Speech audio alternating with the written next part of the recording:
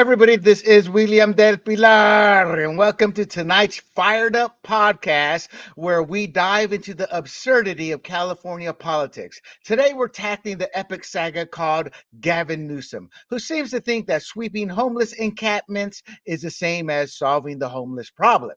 It's like putting a band aid on a leaky dam. Meanwhile, Anna Paulina is turning heads in her Make America Great Again bathing suit video, reminding us that politics can be as hot as a summer day in the San Fernando Valley. And just when you thought it couldn't get any more ridiculous, California is contemplating a tax on social media platforms to prop up newspapers, straight out of Orwell's 1984, because nothing says freedom of speech like taxing your online rants to fund yesterday's news. So grab your sunscreen and your sarcasm, because this episode is going to be a wild ride through the land of the bizarre.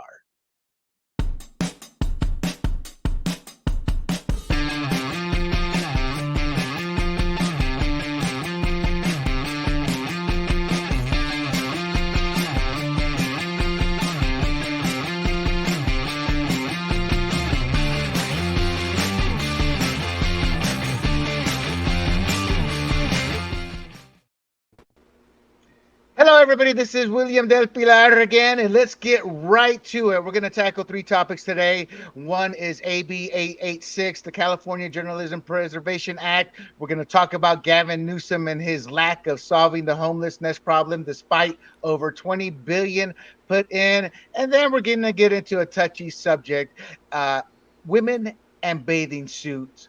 Is it an empowerment, or are we just too old-fashioned as conservatives? First of all, let's welcome our guests, G. Mangani and Annette Ross. Let's start with Annette. Please tell us a little bit about yourself. Oh boy, now I'm like just last week, so everyone already knows all about me. President of the Rancho Santa Fe School Board, currently seeking re-election in the fall, author of the book Where Fairy Tales Go, spent a lot of time in public service and helping people advocating for those with disabilities. And I currently teach, students across the country about healthcare issues for people with disabilities. Glad to be back. Thank you for having me. Well, we're glad to have you back. And in full transparency, my journalist, who I wanted to get to do the AB 886, kind of fell off the earth there with the last minute. Oh, man, I forgot I got to travel across the country. I'm like, how do you forget that? Well, they got the time frame confused, they said. So to introduce himself is kind of a pseudo co-host for me is G. Mangani. Hey, good to see you again. I also serve on the Rancho Santa Fe School Board as a governing member alongside Annette. And it's never boring in the ranch, is it? My day job is basically I run a software consulting business, and I have a couple clients that I do work for, and wife and 2 kids, so it keeps me busy. Yeah, my wife says your day job needs to start earning money. That's what she told me yesterday. And before we move forward with our topics, I had the honor of seeing Annette speak about her reelection last week with the Republican Party. Everybody gave up and gave their spiel. So, Annette, what are the odds of you getting reelected? Are you looking at a tough race here? Do you have an opponent? This is your chance. Let's What are the badmouth your betting odds on opponent. Predict It? I think that 7 people for three spots. That's what the election looks like right now. Ooh. I think that honestly, I feel lucky that I've served for 4 years and done a good job. Does that mean that I was perfect? No, but I feel like I did a really good, steady job at the school. I feel like I learned a lot and grew. And I think the thing I did the most, like I said, when I was there was listen. And I think that a lot of people felt comfortable talking to me about their concerns regarding education and what was happening in the district. So, I mean, that it's tough, I don't know, because I feel like there is a little bit of talk and there's contentiousness out there, but it's the kind of thing where it ends up not being about the job that I did, but more just things to be disparaging. And people sometimes, I think, like a good fight, but I think it's going to be okay. I'm not that worried about it. Honestly, William, I pray a lot. So God wants me back, I'm going to be back there. There you go. And I There will you. add that the predicted odds, I think, right now are 70 cents on a net, 70 to 80 cents. Uh, I'm kidding. They're not on. It's not unpredicted, but she's served with heart and honesty, and the people love her. The staff loves her. I think she'll win. Well, for the audience, what G is referring to is Predicted, which is a site that it's pretty much based off of $1, and they give you cents in Um, terms of where you're at.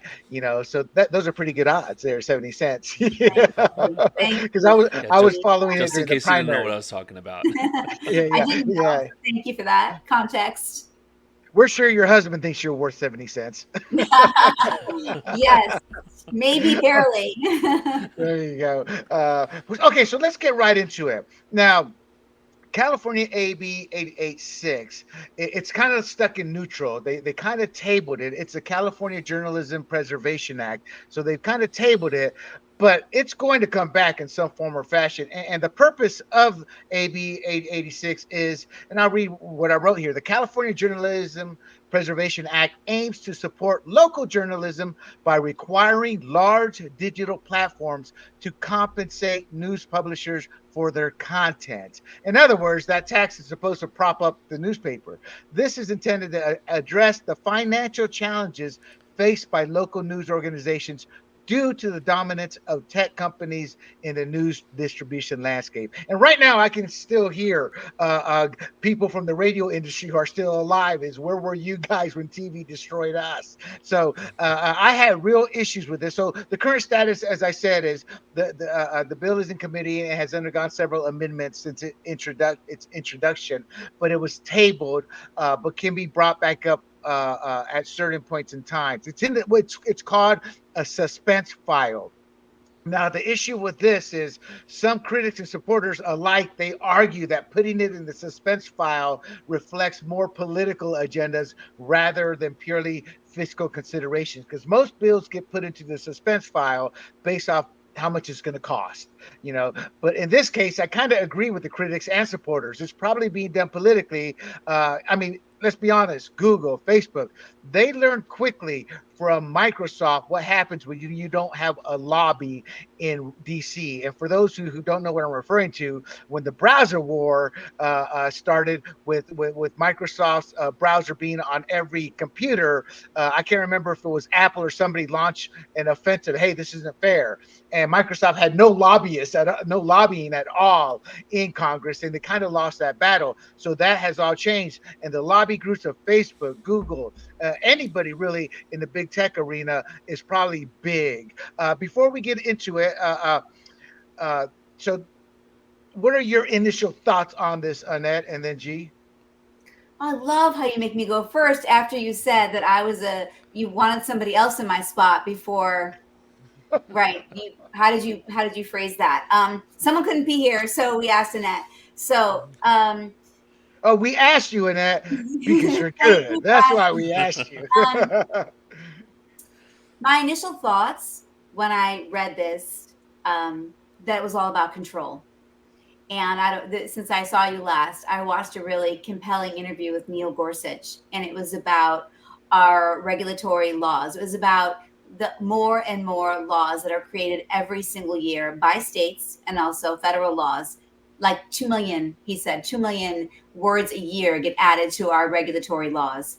And it is like a myriad. It is like what it's become is a web and a paralysis for people. So it felt to me like it was trying to control, and it felt to me like it was trying to make it difficult for, again, trying to like navigate some sort of control. It feels a little bit insidious to me. It also feels like they're trying to make it more difficult for consumers to access the news that they want to access. Did Right. I read that correctly? That was sort of what it made me think of. As well as any journalism on an airplane crisscrossing the Thank country right now you. could have. Gee, let me add this to your take. Uh, uh, ethnic media groups have raised specific concerns about their ability to connect with the audiences if tech platforms limit their news links. So what they're saying is the pushback that's happening for this is that Google specifically has said, well, we just won't sit there and post this news for people to get. Now, I was actually shocked at the ethnic media because let's be honest, most minority groups tend to align with Democrat values and tend to be progressives. What's your general take, and then specifically on the ethnic media groups raising concerns and not necessarily supporting this bill? Well, I mean, I think this whole bill is to support a dying industry, right? So, not that news is dying, but the way that the business of it is, it seems to be dying. So, and I was thinking about the taxi industry and with Uber, and people are taking Ubers rather than taxis because Uber, your ride to the airport on Uber is going to be $30, whereas taxi is going to be $70. And Right. so when you have that kind of competition, instead of reinventing, re-innovating, you just try to protect your business. So that's how I see this: is that uh, these media groups are just trying to protect their business. And look, I think journalists, they're always going to have a job. Someone's got to report the news. Someone's got to write an article, right? And they just have to figure out how to do it. Maybe they go more freelance instead of writing for New York Times and getting New York Times paid by Google. They just shop around their articles, and then whoever wants to pay them, they get a piece of the pie there. Uh, I don't think it's fair for Google or Facebook just to post articles because that's the product of someone's work, and then Facebook collects advertising money off of that. So I do think that there has to be some kind of freelance kind of what would you call it, freelance agreement directly with Google. But I do agree that some of the notes that you wrote here is that this ends up funneling money to the big news media outfits, which Mm-hmm. I think are predominantly left wing, and that just ends up feeding into the propaganda. The ones who write the propaganda that serve the narratives, they collect more money, and the independent journalists would hurt a lot more. Well, And then, as far as ethnic groups, I'm not exactly sure what the question is on that. well, the question is, as an Indian, I'm a Latino. I Yeah. just found it surprising that some ethnic groups align with that. Did you find that surprising? Because I think what they're saying is absolutely correct, but they're not falling in line here. What are your thoughts on that? Well, I think a lot of if you talk about immigrants, a lot of immigrants come to this country because they want like a freer expression, freedom to express yourself, right? And they probably come from countries that actually have propaganda, and you're fed one type of news source, right? Whether it's left wing or right wing or whatever it is, and they come here to get more objective or both sides of the story. And so I would imagine that they do support this. I also think a lot of immigrants support free markets, and we just need to speak their language more. And that's how they view this. So if you're going to force one group to pay another group, that's not free market. So is it going to hurt Correct. the main journalists, the companies like New York Times? Sure, it will. But does it surprise me that ethnic groups oppose this bill? Maybe some ethnic groups, but not others. It just depends on their political slant, maybe.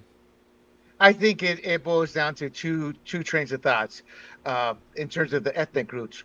Uh, so, for example, there's a local paper here called La Prensa in San Diego, which tends to be conservative, but there's also other smaller ones that are leftist, and I think this is their survival. They see that hey, most of this money is going to go to the big dogs, and if Google pushes back, we're the ones that are going to be left out in the cold because the search engine isn't going to come up with our stories. Being a small company, they're going to focus on propping CNN, ABC, CBS, those stories up. So I think it's one of the few times where even if they're progressive, they see the bigger picture and they understand what is happening. So that's how I look at it. You wanted to say something there, Gito. You would look like you wanted to add on to that. Are Well, you I, good? I mean, I'm just thinking about our local paper, Rancho Santa Fe Review. Is free. We get it in the mail. they've got these boxes all around where you can just grab them.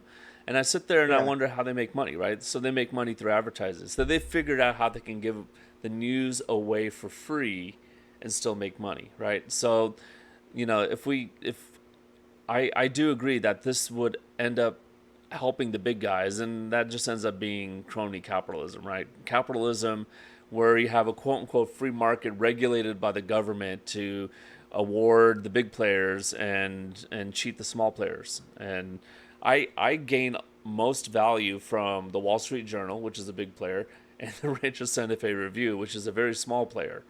Mm. So, And then yeah, you want to I, add I anything agree to with that you. point? Yeah, I thought that was a great point. I mean, I think that this is just about trying to control things as much as they can and them stepping in. And this is what I don't like about the fact that we are getting that the law seems to decide they're the judge and jury. They know what's right. They know what's best. They know how to control things, and they think that they can do it in some sort of fair and judicious way, and they can't. And they do, and so what they try to do isn't create laws. I think that's what's No, no, this go is ahead, about. finish. That I think no, I know you were laughing, but I think that's what this is about.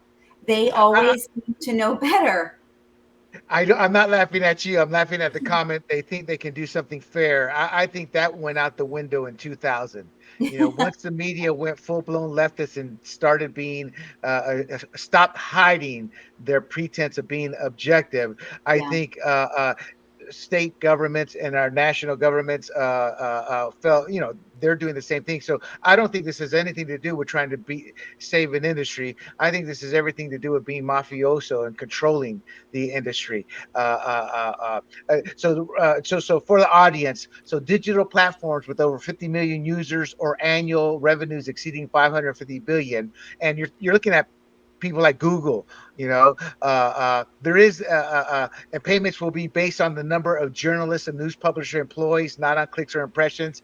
At least 70% of the funds received by journalism providers must be spent on hiring news journalists and support staff. But they do account for providers with 5 or fewer employees. At least 50% of the funds must be allocated. But they don't talk about how they're going to disperse the money. It says small publishers can claim 40,000 on editorial spending as equivalent to one journalist. It's very detailed. In fact, this is, to me, I understand it, but some people who hear it may have to go, I don't quite follow. In essence, they're just putting down a lot of rules, and they try to cover themselves too. There's a legal provision.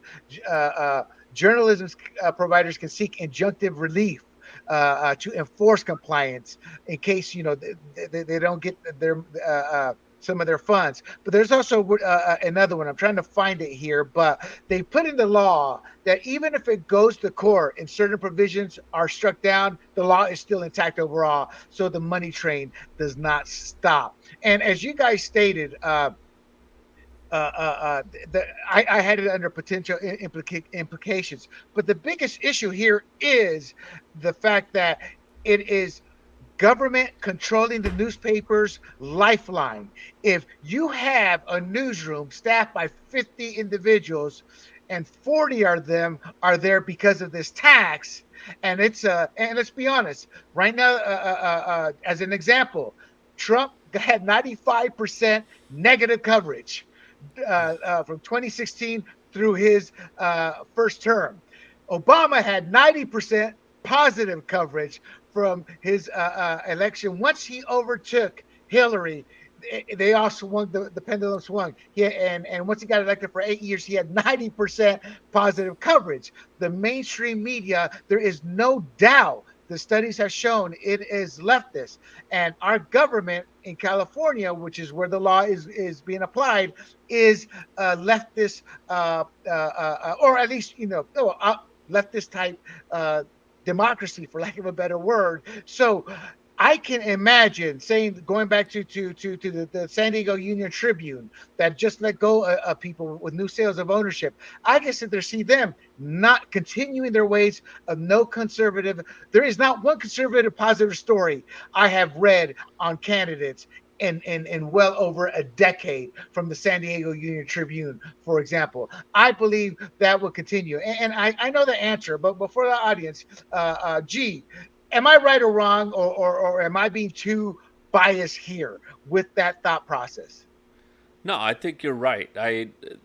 So people ask me, how are these news articles biased? Because they seem to be fair. Well, they're biased because they choose on what to report and what not to report, right? And once they choose what to report, then they choose the different facts that support their narrative. So I think this alternative media, which is the online stuff, right? You saw Trump go on X with Elon Musk, and I believe there were a billion views. And the next day, the left was having a field day, or their blood was shooting out of their eyes because they couldn't believe that there's another way that you can access the candidate directly. And the other thing I saw was Trump had a news press conference yesterday, which is, you know, his third, I think, since Kamala decided to run. And she's done how many? Zero, right? So we haven't heard Right. from her because she won't get a teleprompter. But we've seen three of Trump. And the news media takes it for about 3-4 minutes, and then they say, okay, well, we're going to cut away here until we find something newsworthy, and then they move on. But I find it on YouTube. I go to YouTube and I watch it there, and there we go. I can bypass the traditional media because they've got their bias or they don't want to promote a candidate or whatnot. So I absolutely believe that this is well, I still think it's an attempt for self-preservation, but I do think it's an attempt to get control of the narrative that they used to have, and they're losing control of that. Correct. And am I being too biased, or are you along the lines of G and I in our thought process? Yeah, I'm totally with you guys. I think this is their way to gain control under the guise of they believe they know best and how to make things better. Almost like them saying, we're so good at this lawmaking, we can make things more equitable for everybody. We'll disperse it. We'll make sure that this all goes the way we want it to go. But it's really just control. That's what it is. And I think this is the way. It's these kinds of things. When this, I said this. I mean, I really should say to everybody, watch this interview with our Supreme Court Justice Gorsuch, who talks about how much law is written in the states to regulate and in the nation to regulate, every hundreds of thousands of pages, millions and millions of words, where people, the cases that he brings up and the things that are happening to people because of laws like this, people a lot of times aren't even paying attention, but they get themselves caught up in litigation, sometimes for 20 years, like a lifetime of litigation. And then they finally prevail, and it's like the law should have never been there to begin with. So some of these things aren't very well thought out. They're very partisan a lot of the time. They have an agenda in mind, and they already, as Gia said and you have said, they absolutely have a control of the media. And that's something that we all have to battle every single day as people that have a little more of a conservative belief system. I battle that with my daughters because they do believe a lot of times what they hear. So I always fear laws like this, that it's going to make it, in the end, it might even start out, I don't know, for some people seeming like, oh, this is a good thing, that will turn out to be something where they get to take more control. Correct, correct. As you all were talking, when G talked about the bias, and I mentioned the bias, it's easy to see the obvious bias. But as somebody who's gone to 30 some odd countries and gone to Panama with two dictators, I realized as a young man watching the news one day, it was a nuance. And I caught a nuance.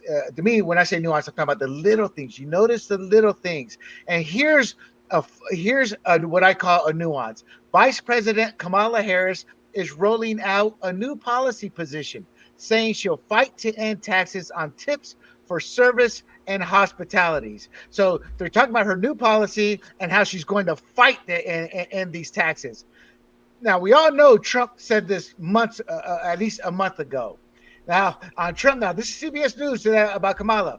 former President Donald Trump's vow to stop taxing tips will cost the federal government up to $250 billion over 10 years, according to a nonpartisan watchdog group.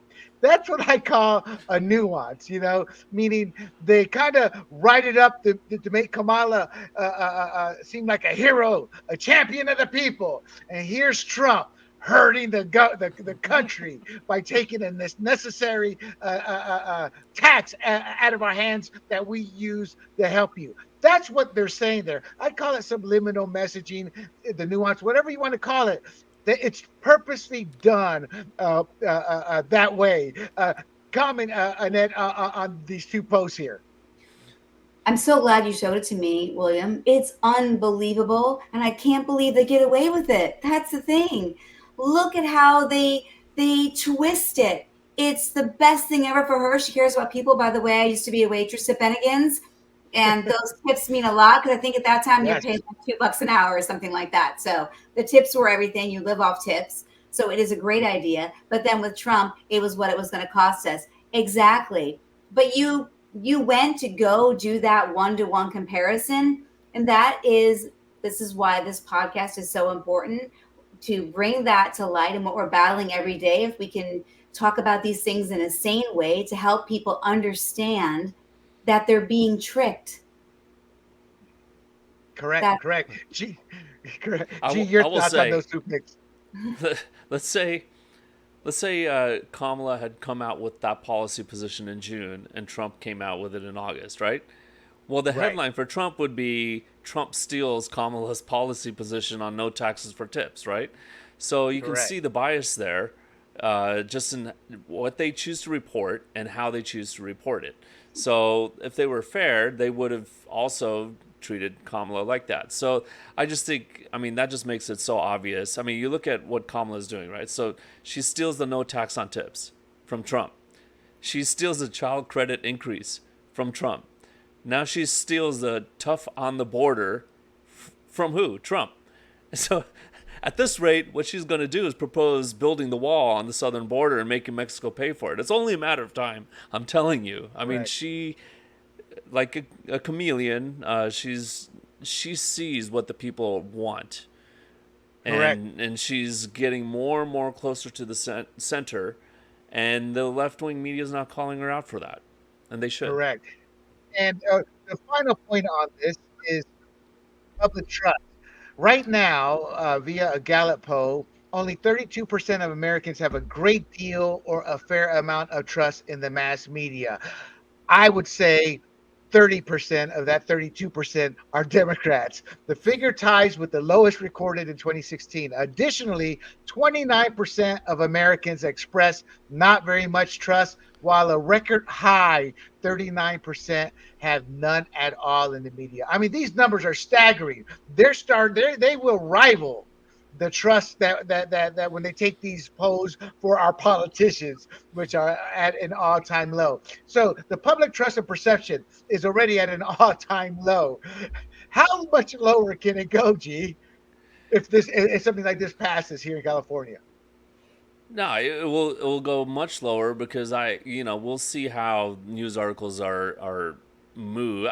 What I would guess is that Google and Facebook would just prevent them from being posted, right? Because they're not going to pay if this passes. So then you're just stuck with what's going to happen. I think is everyone's going to move to alternative sources of media.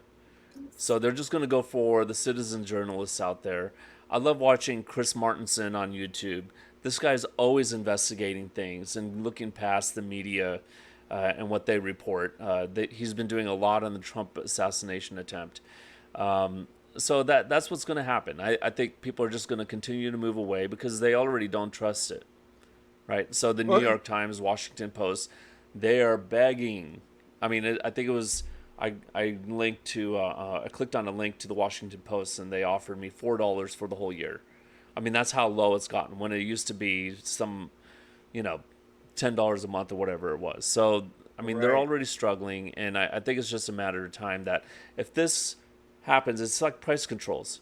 When you get price controls, you think, oh, okay, well, prices of food won't go higher, like Kamala's suggesting, but what will happen are shortages, right? So if you put a moat around these news agencies, people are just going to go somewhere else. Correct, correct. Annette, your thought on public trust, can it get any lower? Do you think this will be a backlash, or do you think it won't affect it? I mean, I can see public trust just even going lower. I can too. And even though I talked a little bit last week about complacency, because I think there's a great deal of that too. I think it's because people are complacent because they have lost public trust. And I think that's how we got here. We've lost a lot Correct. of faith in our leaders, and we've lost a lot of faith in our government and in our laws. And I think the erosion of public trust is maybe the biggest problem we have. It might be the biggest problem that we have in the United States. I don't know how we get to a better place. Correct. You know, you bring up a good point in terms of that. Dave Smith, arguably the most popular libertarian, you know, he had a good point.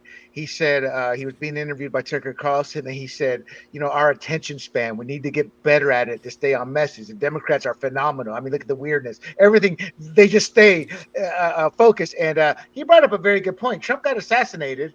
I'm sorry. Trump was in an assassination attempt. And, you know, the media Time changed their cover from posting that iconic photo. The media started downplaying it. Christopher Wray, the FBI director, says, we're not sure he was shot. Then it came out later and said, no, he was shot in the year, you know? And the point that Dave Smith was making was that then comes the Olympics, and we're all upset at the intro. He goes, yeah, you're right. Well, you know, Dave Smith was like, yeah, you should be upset. But we lost our focus on the most important thing in current politics. That should be everyone's number one story. And this was the story I actually thought of, is the mainstream media. When I was talking to, and I'm going to go on a little bit of a rant, because I tell John at times, man, I'm depressed. Not depressed, like I want to kill myself or anything. It's just depressing because the media is supposed to be our warrior.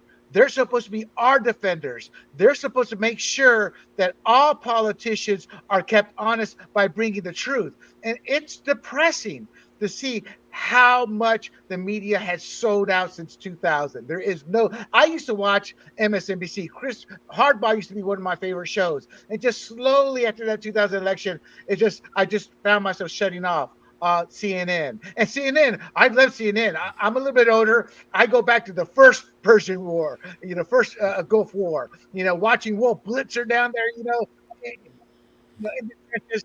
So I had a lot of respect, but I don't even go there anymore. And it's depressing because to me, this is the most important story, is how the mainstream media. But gee, I will push back on you. So give me your comment here.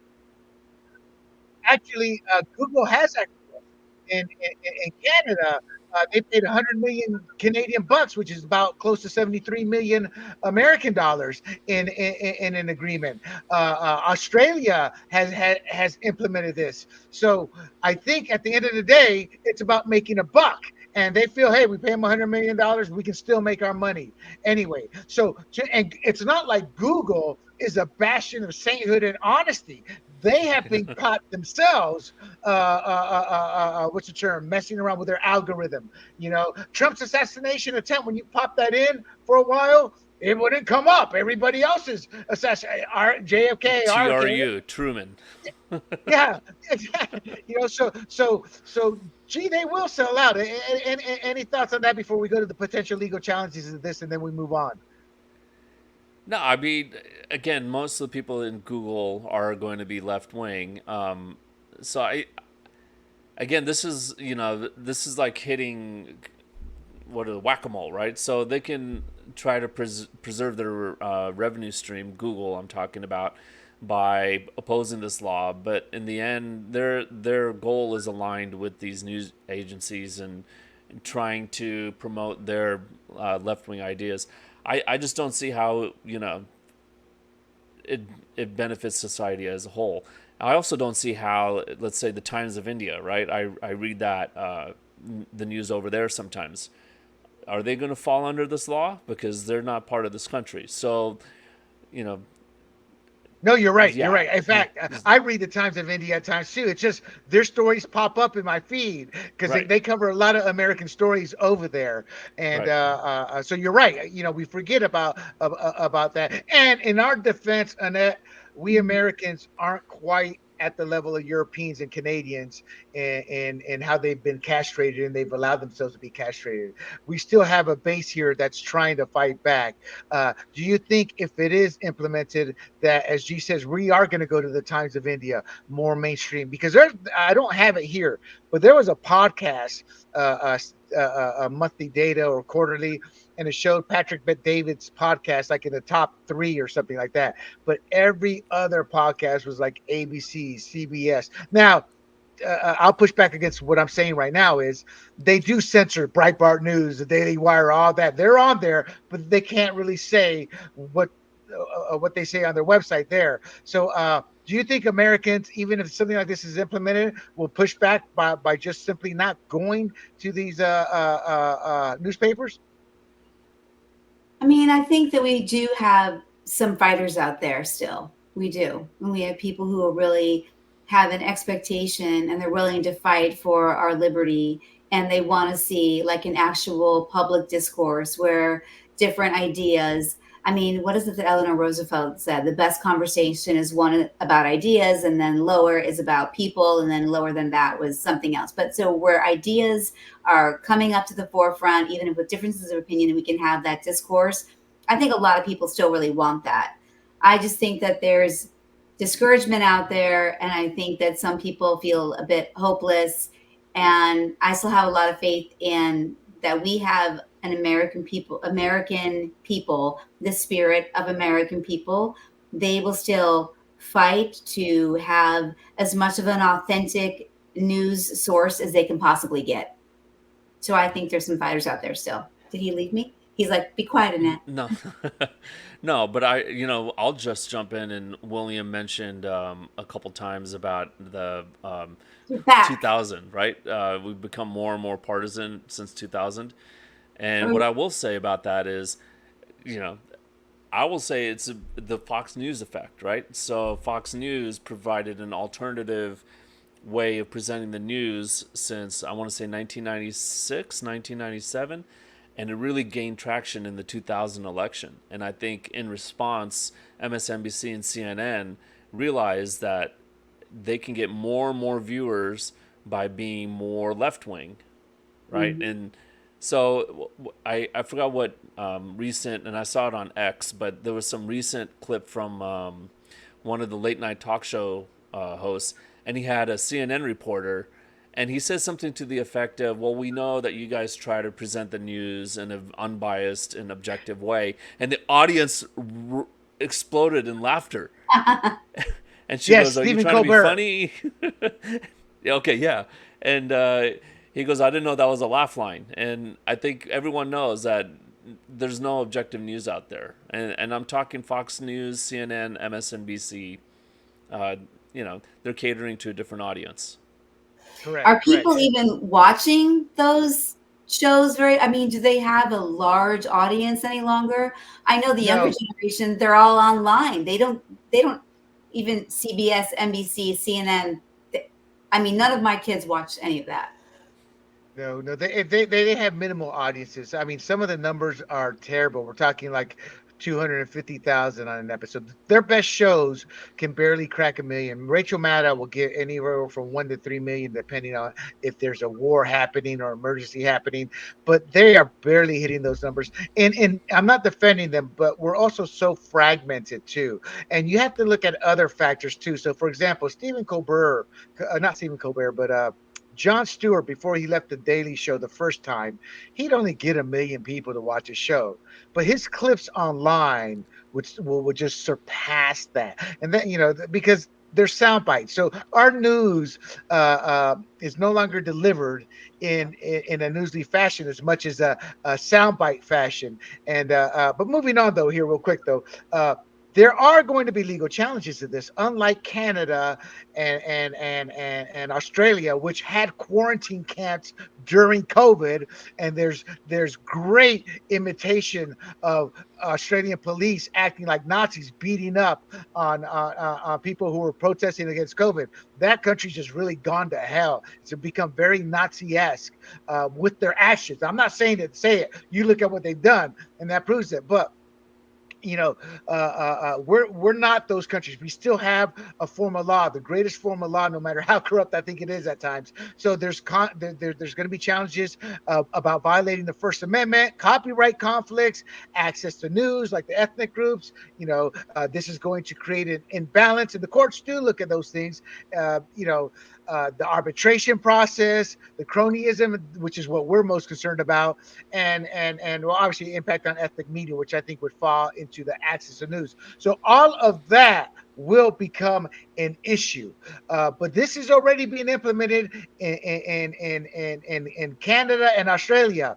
And I have a bit of bad news for you, for my fellow conservatives out there, or hell, libertarians, because they don't agree. I imagine. I mean, Big John, you want to pop in? That's fine, but I don't see a fellow libertarian agreeing to this neither. But this is at the federal level. It's called the Journalism Competition and Preservation Act. And it was introduced by the Minnesota Senator Amy Klobuchar. Is that how you pronounce her name? Anybody? But she presented this, and it says it has bipartisan support. And I'm like, maybe Lisa Murkowski or yet, but I can't see this. But that's scary. So your final comments on both of you on this being at the federal level. Now, remember, before you comment, I have spoken to you guys both privately or on the line or wherever, and I have sat there and said, as California goes, the country goes. That was easily proven true during the golden years. And that's no longer the case, but they're trying. This is another bill here that they probably saw, hey, California wants to do this. Let's try to get it done at a national level. Now, they have failed every time they tried this on the negative side. But when you hear this, G, what do you think of this at the federal level? I think as you're talking, I'm thinking about the fairness doctrine, right? And they've been trying to push that since the 80s when it was eliminated. And for those who don't know what the fairness doctrine is on radio, if you present a right-wing point of view for 3 hours, then you need to also present the left-wing point of view for 3 hours.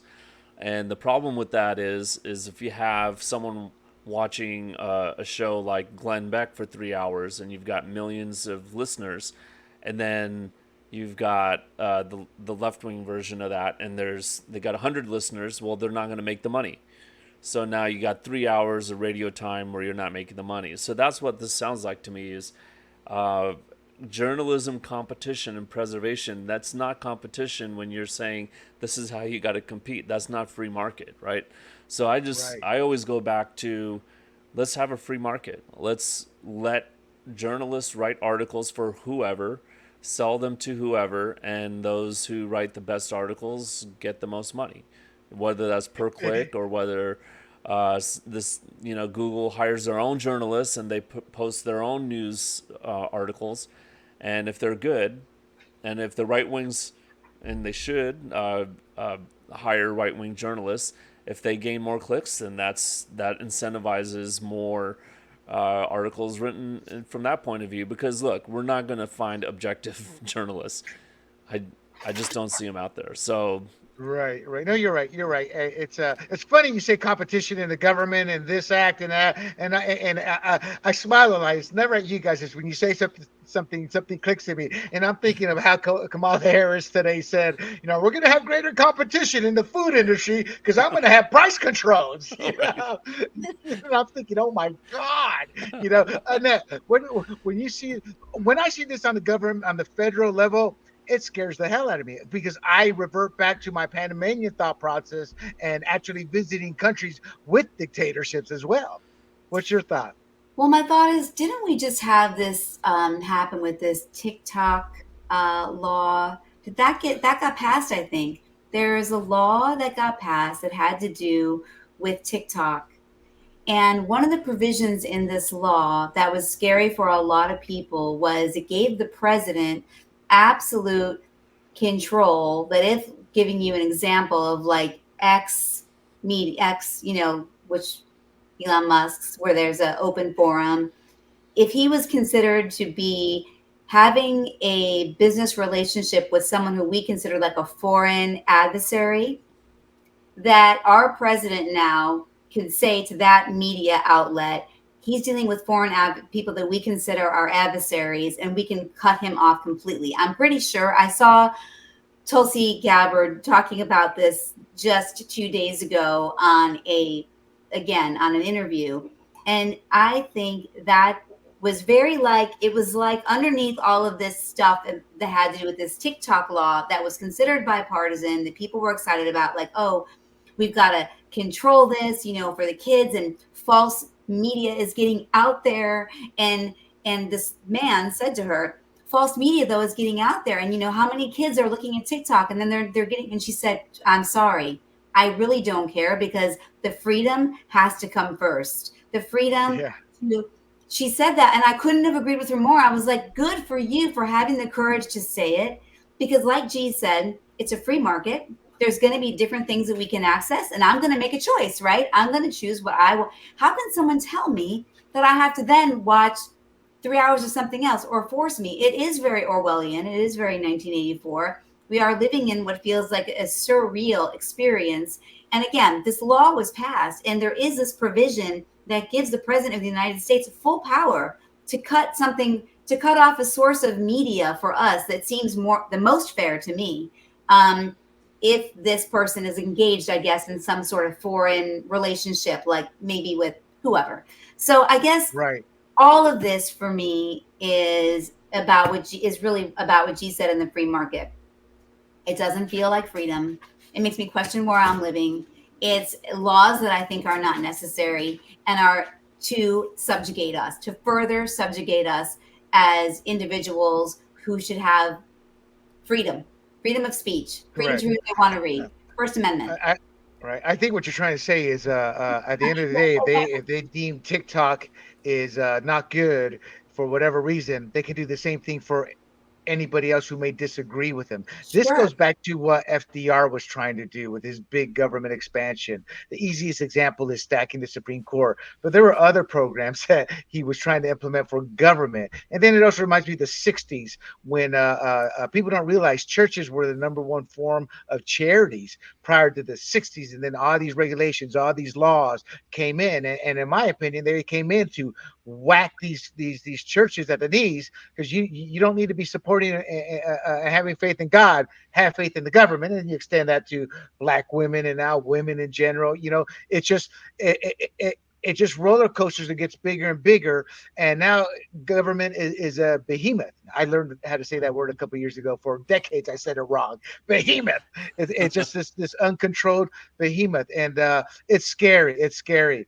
And all right, so let's move on here to compassion for the homeless.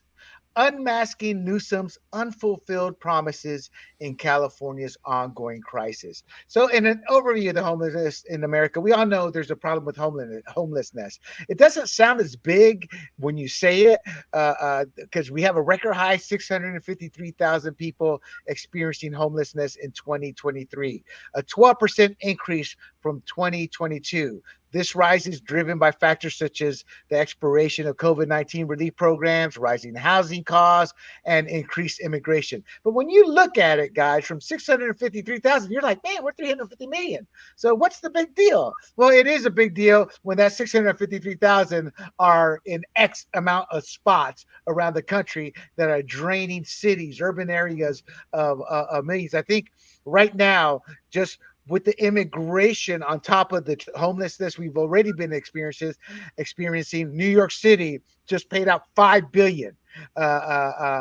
in these type of costs, and that number is going to go up. So, real quick before we get to you guys, some national stats and trends. 40% of homeless individuals are unsheltered, living in conditions not meant for habitation. Families experiencing homelessness has increased by 16% in 2023. Demographic disparities in various ethnic groups. Now, the big one that you always hear about are veterans and homelessness. So let's go to veterans first. First, I'm going to get some pushback to this. Veterans make up approximately 6% of the homeless population, highlighting the ongoing need for targeted support and services. Now, I get a little aggravated as a veteran. Uh, there's a great program the government has for veterans who transition. So when I got out, I was overseas. They had to fly me back to the States. So there was no way I could go to interviews, set up jobs, or whatever. So they had this great transition program. For 6 months, I could work at like a government type department. So I was working at the VA. And I learned at the VA that veterans are number one to get off the street. There's a program for that. The problem is veterans don't want to give up their, they don't want to take their drugs, or on the flip side, they don't want to give up their alcohol. So in all these cases, I get aggravated because we portray the homeless as these wonderful, gentle human beings who are just out there for reasons not of their doing, when it's a combination of all the above. And these are some violent people out there. G, let's get your take first. I'm not trying to sound callous or mean, but I'm like, what I'm saying is true, but we look at it so differently, as if they're these gentle beings. And I'm like, we can't look at it that way. What are your thoughts on what I just said? Well, it's a complex issue. I think those who want help get the help, and they have a drive to get off the streets, right? And I've met families that have been homeless that have kids, and they're homeless for weeks, maybe a couple months, and they find the help. They are desperate to do whatever they can, and then they find their way out of it. The ones who are chronically homeless, like you said, the veterans, I mean, maybe they have PTSD, right? And the way to escape whatever they're feeling on the inside is through alcohol or drugs, and then they're just caught in a cycle. So yeah, the ones who are chronically homeless, they're going to be struggling, and how do we help them solve that? They can't. They've got to fix themselves, right? And people can go out there and help, and try to help them to help themselves, but they've got to help themselves first. And Right. yeah, if someone doesn't To want to fix themselves, then me helping is not going to fix them either, unless they want to fix correct. themselves. And then me helping can help them get to a place where they can help themselves. So yeah, absolutely. I think veterans, there are a lot of programs out there, but they've got to want to get better. Well, a big problem with the veterans, Annette, is that they don't want to take the drugs. The drugs have negative side effects, and they just don't want to take them. It makes them feel down. They don't feel. That's one of the few things that I'll give Hollywood credit for. They have portrayed that pretty decently when they portrayed the homeless guy who's killed somebody. It turns out that it's a veteran, and he's homeless because he didn't want. He's bipolar or suffering combination PTSD with this, and they don't want to take their drugs. It's just as bad as the a non-veteran or veteran who's an alcoholic who doesn't want to give up their drugs, and all of this, it has just become a nightmare. G said it best. It's a complex issue. When you think of the homeless, I mean, what do you think about based off what I just said, and your own thoughts? Well, I'm so glad we're talking about this. I have a lot of thoughts about this. I don't think we can ask the government to do the job of the people and of the families and of communities. And I think a lot of what has happened is I've even heard people say, well, let's think about what, services are out there. And I think it's great that there are services out there. I'm so glad there are services out there. But I also think that what often happens to people is that they've lost connection. And you're right, many of them have addictions and very, very serious mental problems. They've lost connections with their families, but we have had a breakdown of the family unit. And we are, in my opinion, this is, I know my moment to sound a little preachy. We are our brother's keeper. I believe that. I believe that people go through hard times and they need to be lifted up, and you help them through those hard times. And if you do that, I think a lot of people can, as G said, they can get through those hard times. And then you will find some people who maybe succumb, and that also happens as well. But I think we are failing in our duties and our responsibilities in our families to help one another. My brother came to me living in his car. Now he's living in my house. It's hard to make it. It's hard to make it anywhere. And I understand that. But he keeps a full-time job. He's working every single day at Home Depot, and he contributes to our family, and he's really helpful to me. But he really couldn't make it on his own, and he hit some hard times. And when he hit those hard times, he was in Chicago and living in the street for a little while, living in a car. Then there was no car and there was nowhere to go. And he showed up at my door in California. So I said, it's my brother. And my daughters were like, what? And I'm like, yeah, that's my brother. That's your uncle. And we're going to help him. And I think because we did, he's not on the street. He's holding down a job and he's starting to make some headway. I think those things, when you're at that, it takes a while. And it takes a long time for people, when you get to rock bottom like that financially, to build themselves back up. Years, I would imagine, certainly years for my brother, even though he's working full time every single day. So I just think that it is complex. That situation is not for everyone. But I think that our government and different ways people talk about family and the disintegration and the breakdown and the fracturing of the family. I mean, I have friends who just recently moved back to Mexico City. Mexico City, I guess they say, is riddled with crime, but they said they haven't a neighborhood there, though. They have family there. And here they didn't feel that they had a community. And so I think the breakdown, there's a book called Bowling Alone, and it talks all about the breakdown of like the VFW hall and I'm sorry, when they would go, the YMCA was a much bigger organization in some communities. Those organizations were like the fabric that held communities together, and the neighbors knew each other. I knew all my neighbors growing up on the south side of Chicago. I could name you their names today. One time someone needed a microwave, and a microwave landed at their doorstep within a week. We all sort of pitched in for it. So I don't forget those things from growing up. And I'm not saying, I think everybody is one horrible, what do you call it, medical situation away from potentially being homeless. People don't have the kind of disposable income. If you ever been, my husband almost died 5 years ago. You should have seen the medical bills. I mean, it's whatever. I think that could happen to anyone. No one has that kind of capital just sitting around where they can deal with situations like that. And I don't think that we help each other enough because we think, oh, let the government do it. Well, you know what? The government would love to do it. They'd love to take apart all of our communities. So I'm done. I'm off my soapbox. I will silence. No, that was great. That's a great story, and sadly, it's one of the few where your brother showed up on your doorstep because he knew he had a sister who could possibly help. There's I've never met one, but I've been told there are veterans out there or homeless people. They just don't. They have too much pride, because they're out there because of finances, and they just don't want. They're just too prideful. And there's a saying about pride.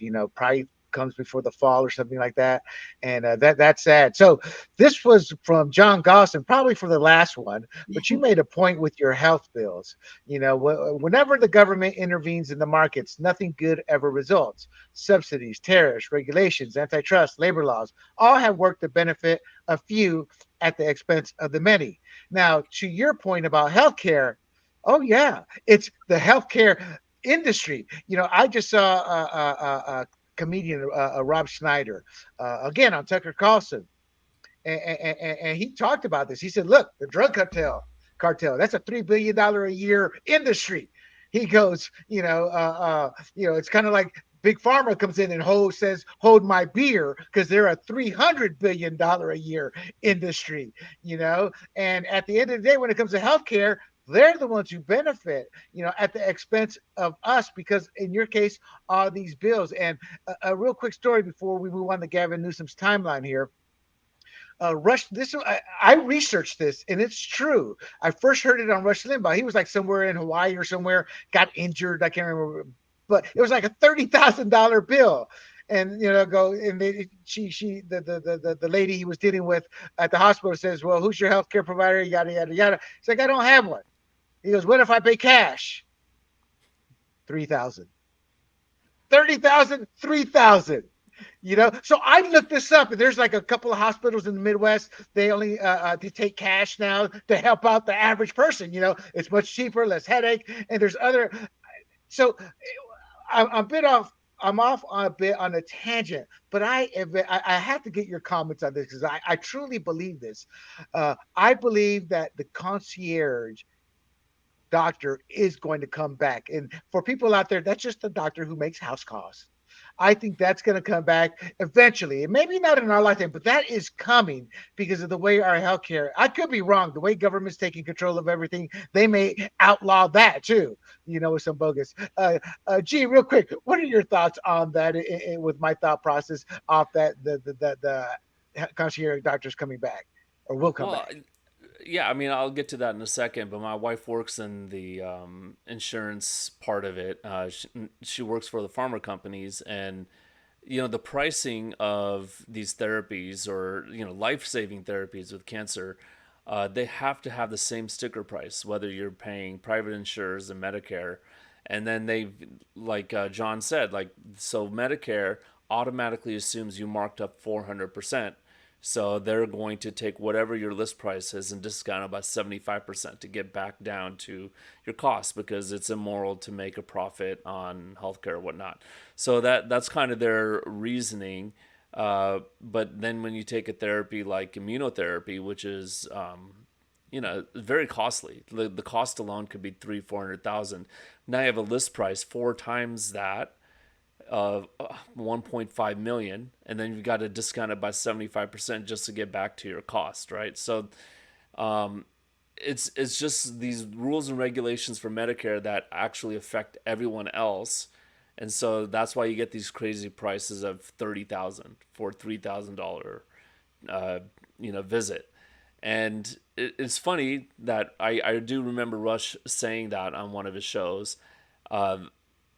I don't think hospitals are ready to take cash payments, right? So that's why they have to sit there and figure out, oh, cash. Okay, well, let me figure that out. I've never done this before, because everyone just goes to the insurance companies, right, and the Right. negotiated rates. So I do think there's room for concierge doctors to come in there. Again, it's the free market. What is the actual value of a doctor's time and potential litigation, the cost of insurance or whatnot, and then you bring that cost way down low. But you also have to give them the ability to not be forced into serving people who can't pay. And that's the problem. That's why Right. a lot of these therapies that would cost $1,000 cost $15,000, because you're paying for people who went to them and didn't pay a cent. And now the doctor still needs to make money. They're not doing this for free. They're not a charity. Uh, so as long as the concierge doctor gets paid for every part of their work, it will bring the cost of their services down. Right, right, and there's a lot of doctors who don't take Medicare now. So I mean, it's kind of just like what Kamala's going to try to do with food.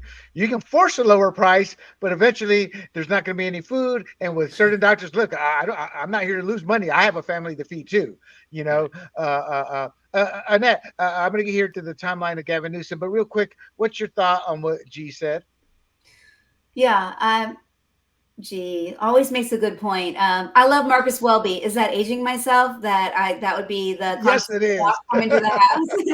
So yeah, Marcus Welby. I'll take Marcus Memories. Welby coming to my. I think there could be a place for that. What's a little bit scary to me, because I do these medical seminars, is they're having a lot more physician assistants to try to take over the role of like the GP.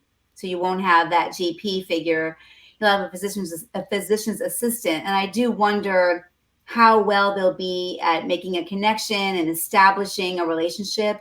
I think the core to good healthcare is that physician-patient relationship. I really do think. And I think people understand their bodies really well. I could go on and on about this, but I'll just say that I think there is a room for the concierge doc, because I worry about the connection and about the mistakes a physician's assistant could make in that role, and replacing like the GP, who's supposed to know you and sort of know your profile and know your needs and know the kind of person you are and the kind of healthcare that you need. So got a lot of work to do in healthcare.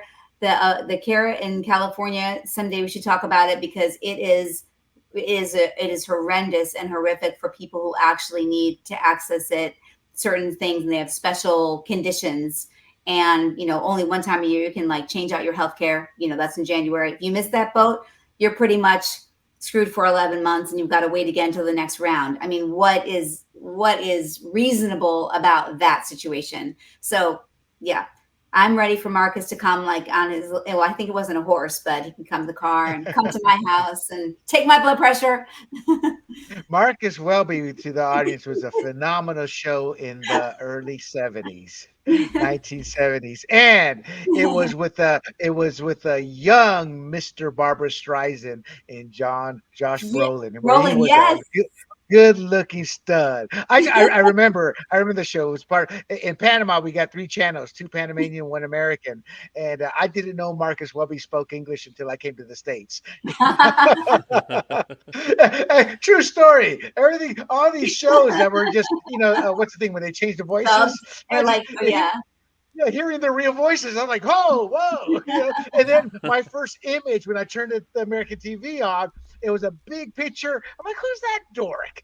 And we changed the channel. It was Henry Winkler. It was a big picture of the Fonz back then. But anyway, so getting back to Gavin Newsom and the homelessness, the reason this is such a big issue in terms of Gavin Newsom, this all being on his shoulders, is because it's been a big failure. But the way he talks, it's been a big success, and he has presidential ambitions.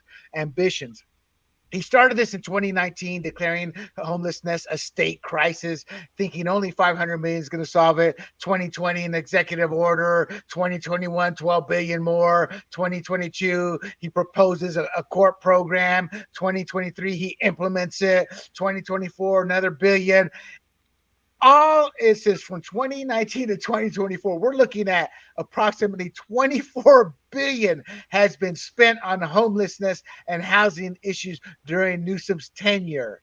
Yet we still have the largest homeless population, and it's grown. Now, my issue here, and I'll get your quick comment because I think we're probably all on the same page, is when you have big government, you're going to have a lot of stealing, of fraud, and we're still trying to figure out where the 5 billion he sent to China for the mask went. We don't know. We never got the mask. So I mean, it's just so corrupt. Do you think this is a problem that maybe instead of the state trying to solve it, they should fund programs at the local level? Annette, your thoughts on that? I do. I do think that that would help a lot. I also think that's, I sort of apply that same sort of thinking to the district, that we know our the people around us, and we're around them. That was like a Kamala thing. We know them and they know us. That sort of sounded a little like that. Yes. And I feel like we can best serve them because we are sort of in a community together. And I think that trying to do everything, especially in a huge state like California, that is, even trying to deliver, education that way, I think is a disaster. Because, I was at that meeting and people are talking to me about the problems in their districts, and they're like, safety is our number one problem. I'm like, really, safety? That is not our number one problem. So, I mean, everyone knows their areas, knows their districts, and what the things are that they need. And I think the same thing could be applied to the homelessness. I feel like we should, as communities, be reaching out to our brothers and sisters. As I said, we're our brother's keeper. And I think that big government, all that they do is, I'm sorry, where did that $24 billion go? Well, what was created that helped Yes. the people? That says it right there. And I also think that what he's doing right now is completely disingenuous. If he really cared about this problem, the problem would have had, maybe it wouldn't have been completely solved. That would not be possible, but there would have been a dent in it. I hear from people who live in Los Angeles, and I haven't been down to Petco area recently, that it's worse than ever. And that some of these Wow. people are truly dangerous. Like they're out there, yielding weapons and getting into scuffles with people. I mean, some really scary stories I've heard. So I do think we have the best success of handling at the local level and getting people, on the ground, obviously caring for our families when something happens, yes, and in our greater communities. And it sort of outreaches from there, our local churches. Why I just don't see, I think as citizens now, we rely on big government too much, and we don't ask ourselves to be responsible when it comes to helping our neighbor. I mean, Right. there's No, I agree. I agree. And G, before you answer that question, I've been involved since 2015. I've actually helped a few local campaigns, and whenever the homeless issue came up, I noticed a trend. They really weren't as informed as they made themselves out to be, and they would go with what was popular. Housing first, housing. I saw three candidates go with housing first, and when I talked to them, I realized you're sticking to this, but when I ask you a tangent of this or about some of these other programs, you have no clue what I'm talking about. It's like they were grilled. This is your answer. This is what you're going to give. So combined with what I perceive, and you can disagree with me or not, what I perceive as politicians are running for office don't really understand the problem either. Doesn't that compound it even at the local level and trying to get resolved? Yeah, I don't think. I mean, I've met a lot of politicians. All three of us have. William, you're Oh, out all of it three of now, us are but politicians. but Annette and I are, and I've met a lot of them. They're just normal people. They're just regular people. And when I was a private citizen, I thought, well, these guys are in the know. They know something more than I do, but they don't. So when they're asked these questions, they actually look around and ask other, maybe existing politicians or other people, what's my answer to this? And because they've got to give an answer, right? I will be the first to tell you, I don't know the answer.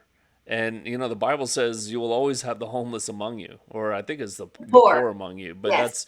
the homeless are poor. So I do think it needs to be handled at a local level. And William, you remember we went up. I don't know if you were there, but there was a homeless apartment complex up in Escondido, and I want to say I went up there in 2017, 18, and they were talking about. I think it was Bailey. He was running for office, and he was talking about this program that he helped in some capacity. I don't remember exactly how, and that was successful. It housed a lot of people, got them out of the streets, and then they reform themselves, and then they come back and they give back by being part of the staff to help new entrants help themselves to get off the streets and help themselves as well. So I think at the local level it works best. I do, and this is open for debate, but I do think the state needs to give the money to help fund the problems at the local level. But maybe not. Maybe that just ends up being redistribution from San Diego up to San Francisco, and they're not doing a good Exactly. job No, up no, there. So you're right. That's exactly what the state wants to do. They're threatening. Well, if you don't do this, you won't get the money. But in reality, they're going to give them. It's cronyism. They're going to give the money to their political allies to get lost somewhere. But I am a conservative first. I'm not a Republican. And a former mayor, I just got so angry at him because he flat out lied. I saw the homeless problem. And it turns out when his opponent started digging into it, it turned out he just put him in a bus and sent him out of the city district, And, it's like our politicians don't even, I don't know what I'm trying to say in terms of the right words to use, but it's like they don't even want to tell us the truth. I can't solve it. I can't. This is beyond the capacity of what's happening right now, based off the guidelines for us to solve it, doing it how the state wants us to do it, or we're wasting your money because we haven't gotten to that right solution yet. I mean, they're not even being honest, and I don't expect them to be honest like that because there's a better way to say it, but they don't have an answer either, and they're willing to lie about it to get reelected or elected to a new position, and that burns me up. And I'm not going to put that comment on you guys right now. I don't hold office. I don't have anything to worry about. But that said, Newsom's kind of changed his tact a little bit from being the pro-gun, hey, I'm going to solve the homelessness, to passing the buck, and that is because of the Grants Pass versus Johnson overview that the Supreme Court ruled on, and that specifically came from California, that case. And it was a 6-3 decision in Grants Pass versus Johnson. It reversed the Ninth Circuit's ruling in Martin versus Boys. Y'all don't need to know the names of that to the audience. What you need to know is that the decision upheld a local ordinances regulating camping on public property, stating the Eighth Amendment's cruel and unusual punishment clause does not prohibit the enforcement of such laws. Translation: y'all can kick the homeless out of wherever they're living at. And so Newsom just completely changed. Oh, and it was authored, the majority opinions was authored by Neil Gorsuch. And real quick on that interview you're talking about, Annette, I did see a few sound bites of it. It's actually pretty good. What I saw, it is worth seeing. And this decision came along lines of mostly conservative liberal lines, with Justice Sonia Sotomayor as a Puerto Rican. She highly disappoints me, ruling in the minority of it. But the impact on local governments, it grants local governments greater authority to enforce ordinances against public camping and sleeping. In essence, they gave back control to local government. But at the end of the day, local government doesn't seem to want to solve the problem as much as just kick the people out and move them elsewhere. And I'm not defending them, but some of these cities rely on tourism, and they don't want the homeless all through, all through where the tourists are, scaring them. I did the what's it called, the little scooter with the wheel. They said was to revolutionize the world back in the Bird 90s. or Lime. No, where you're on the scooter. It's like two wheels and you're moving around the city. I took that to Oh, tour the city. I forget Segway. what it's called. Segway. Segway. And we cut through a homeless area, and it was scary. I'm not gonna lie, because they just looked mean. And I had seen videos. To Annette, to your response, you don't have to guess. You can go online. There's a camera this guy has from his apartment at Venice Beach, and you see the screaming, fighting, the threatening. There's people coming by. So it was scary. But in essence, what Newsom is doing is he's going to withhold funds against certain cities and counties if they don't get the homeless problem under control. So in essence, he couldn't get it under control. Now that it's off his back, hey, Supreme Court ruled against me, so y'all got to do this, this, and this. So I mean, it's like, to me, to him, this is all politics. But my first question to you, Annette, is what do you think of them just moving the homeless around? That's not solving the problem. And I'm not asking you for the answer, but compound that with Newsom withholding funds. What is a local government authority to do? Well, it makes him look completely disingenuous and that he doesn't care about the people. And what does that say? I mean, this is what I don't understand about what's happening in our politics. I mean, the people that seem to make it all the way up, like he has, to be a governor of a state. What does it mean to be a governor? It's supposed to actually mean that you care about the people and you care about your state. So I don't understand. Again, there's not a time. The sad thing that I say to my daughters is that I don't believe the government cares about you. Now, that is like what we talked about earlier about there being an erosion of public trust. So go back to what they can do locally. I agree with what G said. Like, what would the answers be? I do think there must be some than just displacing people. Does that show that you care about them? I mean, how can you say that you care about them and like housing first, and these are the answers, we must take care of the homeless problem? Really, they really just don't want to see them. It's like a burden to them and a nuisance. So you have to wonder, like, who are the people out there that are actually caring about these people and trying to find viable solutions, which, by the way, will not be for everyone. But it could take care of it for some. It could definitely make it better. And so I do think you have to get local organizations involved, like a St. Father Joe's Village, I think, and maybe like local churches and other. I think you need to do that, and you need to have people who understand the problem better than I do. Just when I'm like sort of scared downtown, like, wait, where am I now? We just turned the corner. I'm not sure where I'm at.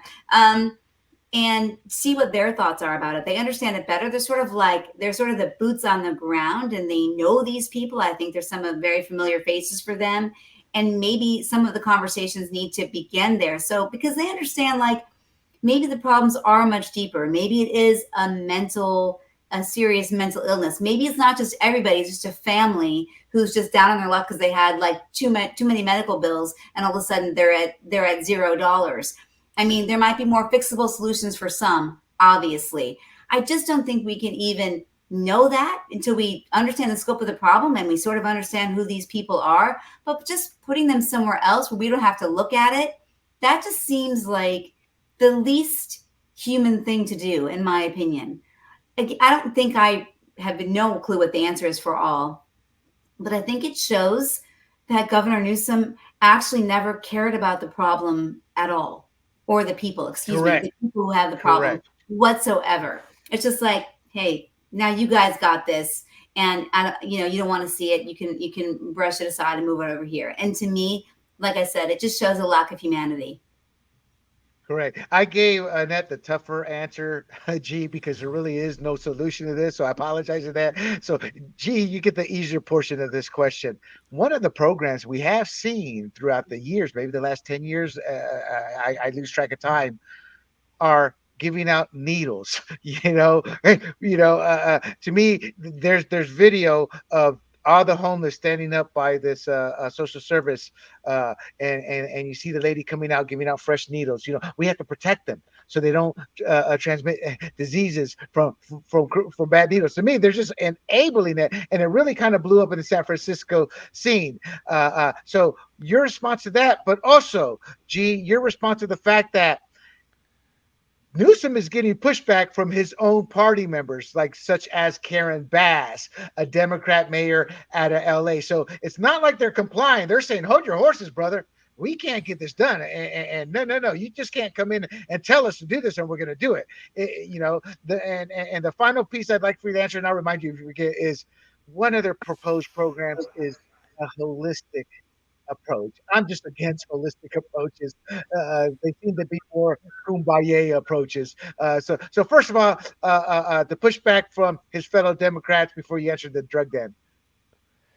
No, I think they have to do something, right? Like, okay, so you were talking about moving and just moving to a different place so that you can't see them.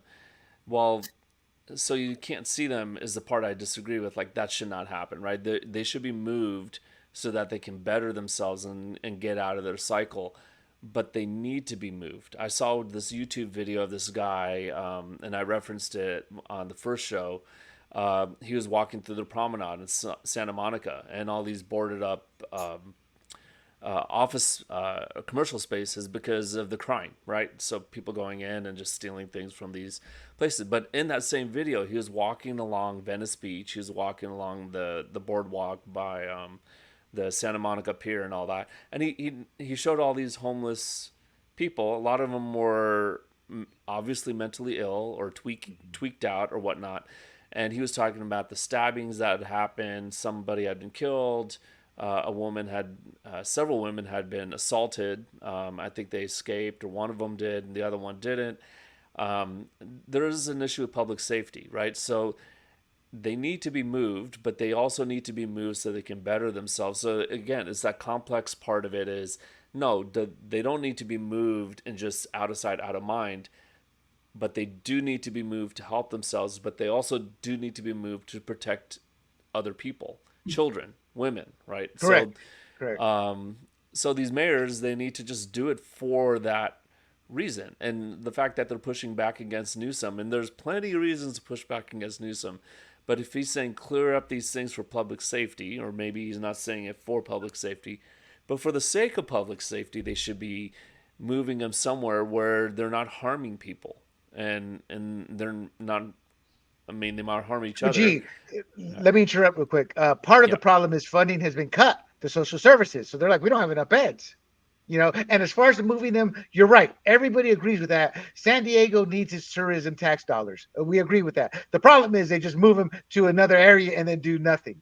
So, Right. so but part of the pushback is that the funding has been cut. Newsom keeps cutting this, cutting that. Social service funding has been cut a lot in terms of beds and things of that nature, and hiring and salaries and things like that. No, I mean, so the state's been the budget's been badly mismanaged, the biggest deficit in history. Uh, School funding's been cut, so yeah, no, there's a lot of funding being cut. So what's the solution if the local governments don't have enough money to do it, right? So I think there's just a bunch of fiscal mismanagement all over. Uh, so again, I'm not gonna pretend to have the answer here, but clearly this state's a big mess, and the guy wants to run for president. I yeah, that I don't know what the solution is. I don't think we should be spending money on buying needles and handing them out. Right. So We should be with that spending money said, on yeah. go ahead. Go ahead and finish your No, thought. we should be spending money on solutions, not enabling people. So with that said, uh, Here's an ugly question. Sometimes when I look at this, I'm like, do they are they handing these needles out just hoping that these people OD and they can get rid of more people that way? Am I so far off on a tangent that's not believable, or is there a little bit of truth? You can disagree with me. I don't want to put you guys in the spot there, because, but I have thought of that at times. Annette, what's your thought on my comment there? Yeah, I think you could be right. Because I don't think that they really care about them. I don't. I think it'd be easier for them to not have to. I mean, not that that would be the hope, but one way or the other, if that were to happen, that would be okay too. So I would not put it past someone to just say, well, they're going to deliver their own fate. You know what I mean? And if that's aiding into it, if that's helping them, and that's going to be the end result, so be it. And And that would be my really strong impassioned plea. I mean, nobody out there, I mean, most people out there do have a family, someone.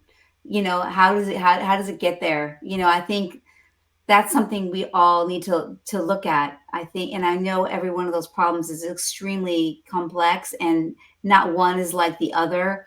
But I think yeah, once you're at that point and it's sort of like you're just on the street and you people just handing you needles, I think if that's the end result, it's okay. right, and that picture I have, that's an actual picture of what they have found in the encampments, and the housing first approach. Everybody now agrees, like, oh, I never saw that coming. Really, is that they just became places where people could stay warm and sell their drugs or do their drugs. It didn't really help. One solution, and I don't know how effective it could be. I was too small to remember it, and I have not studied it, but nobody talks about, which I find a little shocking, and maybe because society has deemed it too cruel, is bringing back mental health institutions or sanitarians. I'm not saying I advocate for that, but at the end of the day, I've always felt this is where churches come in, the compassion, that mentality. But yet, everything run by the government gets is it's. I mean, one flew over the cuckoo bird's nest. Is that the name of the Jack Nicholson Over the cuckoo's movie? nest, yes, when they gave him the lobotomy. Yes. Yeah. So there's good that can come from it, and there's obviously bad. But if somebody sat there and said, Annette and G, and we'll start with you, G, I'm thinking of pushing for bringing back mental health institutions. Let's say you had influence in Rancho Santa Fe, and somebody running for governor says, "I need your help with this policy." I'm not asking you to say yes or no, but what would be your initial thoughts in hearing something like that? Go ahead, G. You first. No, people need to be somewhere, right? So if there's not a place, and whether it's a mental health institution, at least that's a home. It's better than a tent on the beach where people can get hurt. I mean, the homeless actually are attacked by normal citizens as well. So uh, it's for their own safety as well. I think that would be a place for someone like that, or drug rehab center for those who are mentally okay but they're just addicted. So I think that is a solution. And the one And in Escondido seemed to be working. The one that I toured. So we need more of those, I believe.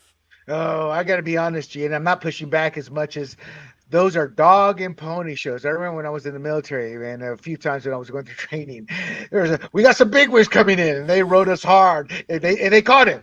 Got the dog and pony show this afternoon, and so I get scared when a politician comes out and says, "Oh, it's looking working great." And this, have you seen the numbers? What do the numbers say, sir? Or that, because they never look at the numbers.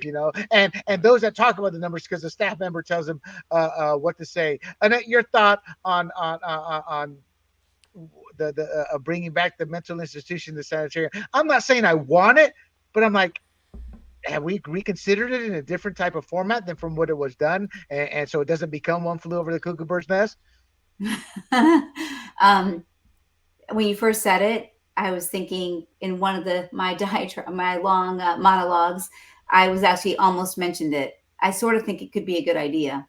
Again, could it be done better and differently? But some of those people, I have a friend whose son has schizophrenia, and tried to kill her husband.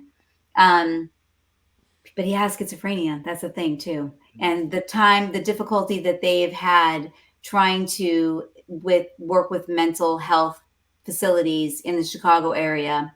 And I think they just wish that there was a safe place for him, that he could feel safe and then others would feel safe. I mean, G made a great point that I didn't even think of about the homeless. I mean, I do get scared around some of those places, but like, yes, it does feel threatening for individuals and for citizens too. I forget that some of those places that have a lot of homeless people, it does feel very unsafe. And that is a reason to try to disperse it and change it. And if we had some facilities like that, I mean, at least for the people that are really, you just know when you see them, they're not okay. Um, there might be the proper medications to deal with those cognitive disorders. And, they might not have access to them now, and maybe an actual diagnosis. And then with that, and then sort of some medications that deal with those cognitive disorders, and then like a place to be, like G said. I mean, I think to me, just off the cuff, I was, this sounds like a good idea. Right, and I apologize. Actually, that has been brought up. I'm looking at my notes. To the audience, this was a topic for last week. So I'm looking further down my notes. Yes, calls for mental health institutions. But some of the programs that LA is actually using, bus tickets for relocation. Hey, get him out of my district. It's not my problem. So they still don't want to solve the problem. A lot of these politicians, as much as just shift it elsewhere and then claim they solved it and get reelected. So that's the depressing. What I just think housing first has failed miserably, and that's still the one thing they still consistently want to push. Now, the one thing I want to talk about, and to Big John, my partner, will tell you, I talk about human nature a lot all the time.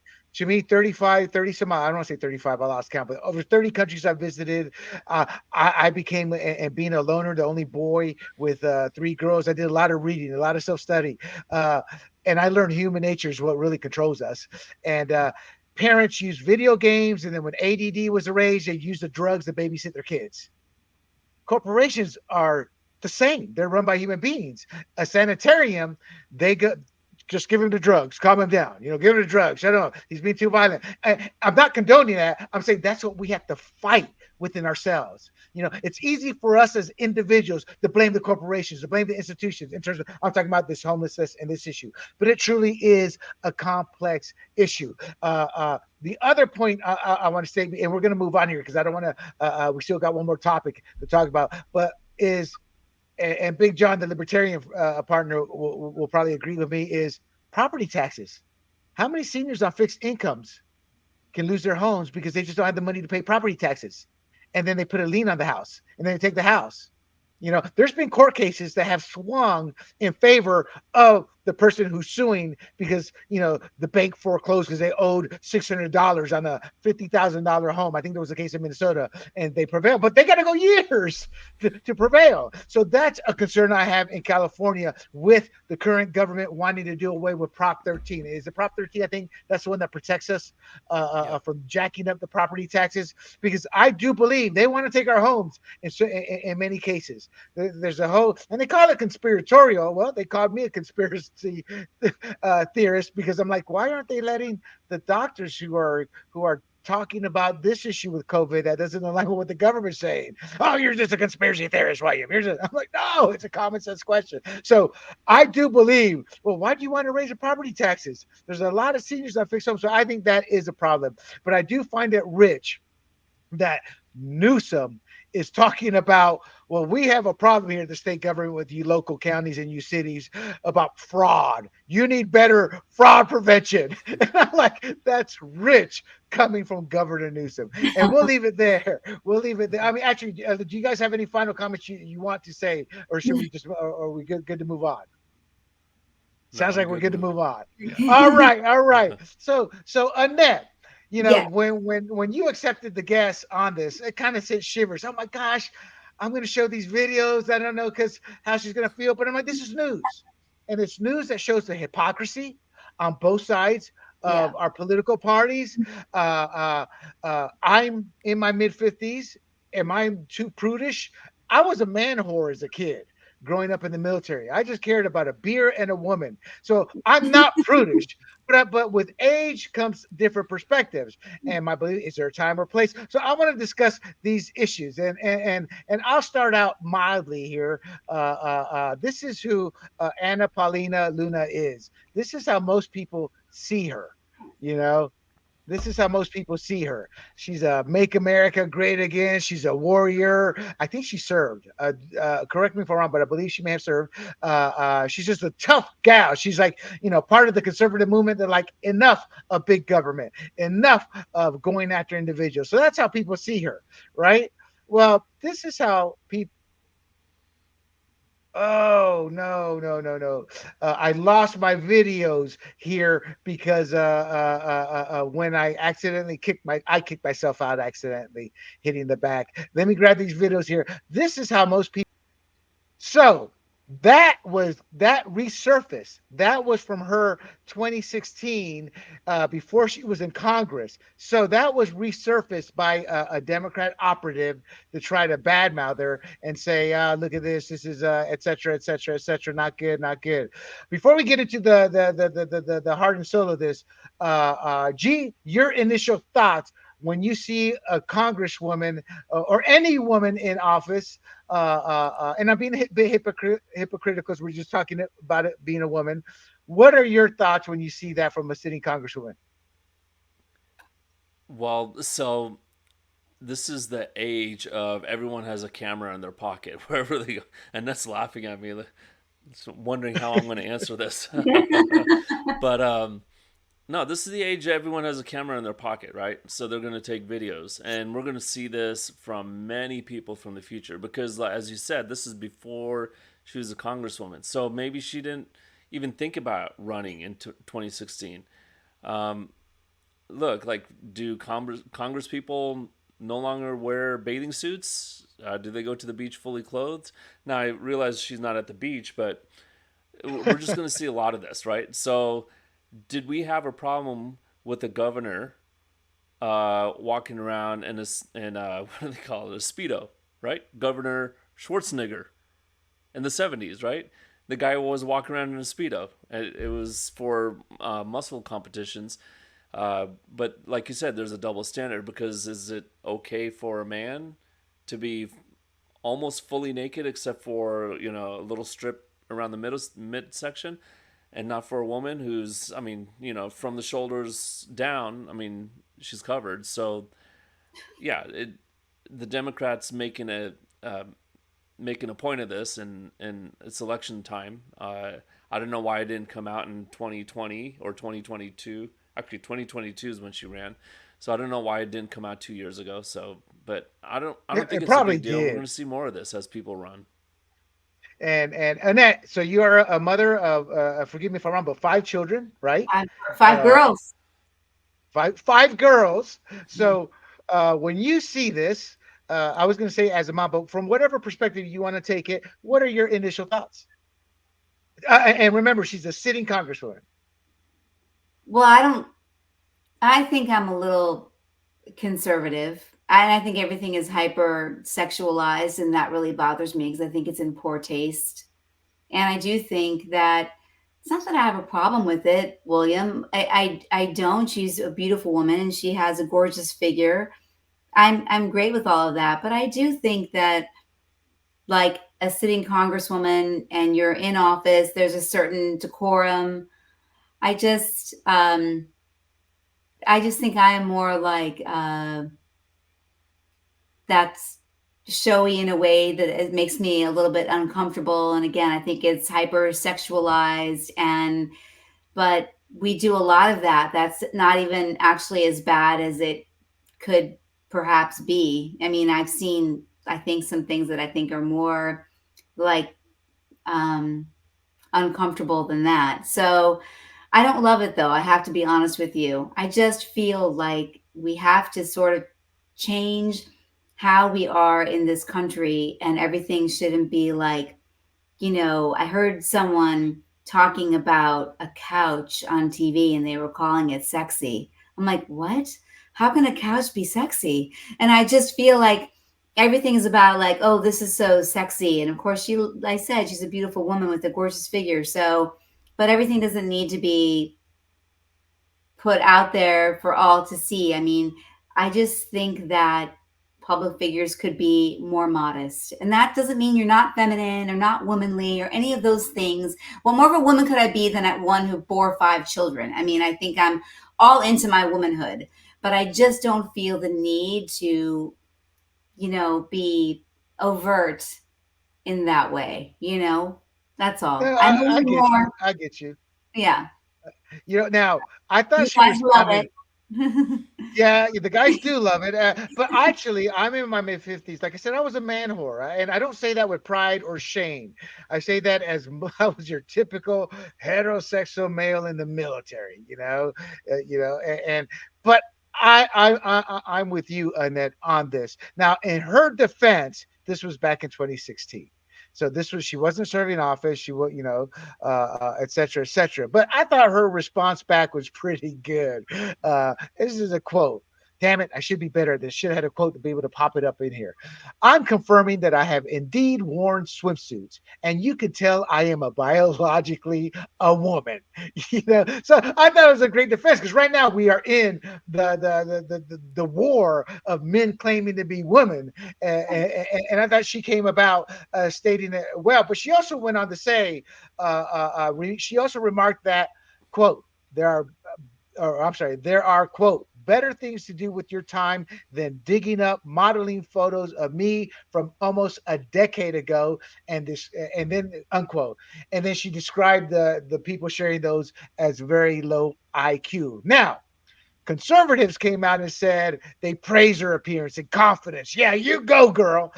Comments included sentiments like, "Holy Anna Paulina Luna, make America great again. Women are the hottest on the planet." Others defended her, arguing that wearing swimsuits is normal for women, and defended her right to express herself. Some emphasizing that she's better at her job than most members of Congress. All of that's true. I'm not going to argue that. Now, progressives, on the flip side, the ones who kind of remade this resurface, they criticize her for what they viewed as inappropriate behavior for a congresswoman, arguing that it undermines the seriousness of her role. There's a small part of me that does believe that too. Comments included suggestions that she should be working at a local Hooters instead of Congress. Well, she's done a good job in Congress, but yeah, she could be at a Hooters too, if we're being truthful. She's got that figure, like you said, and that a beautiful figure.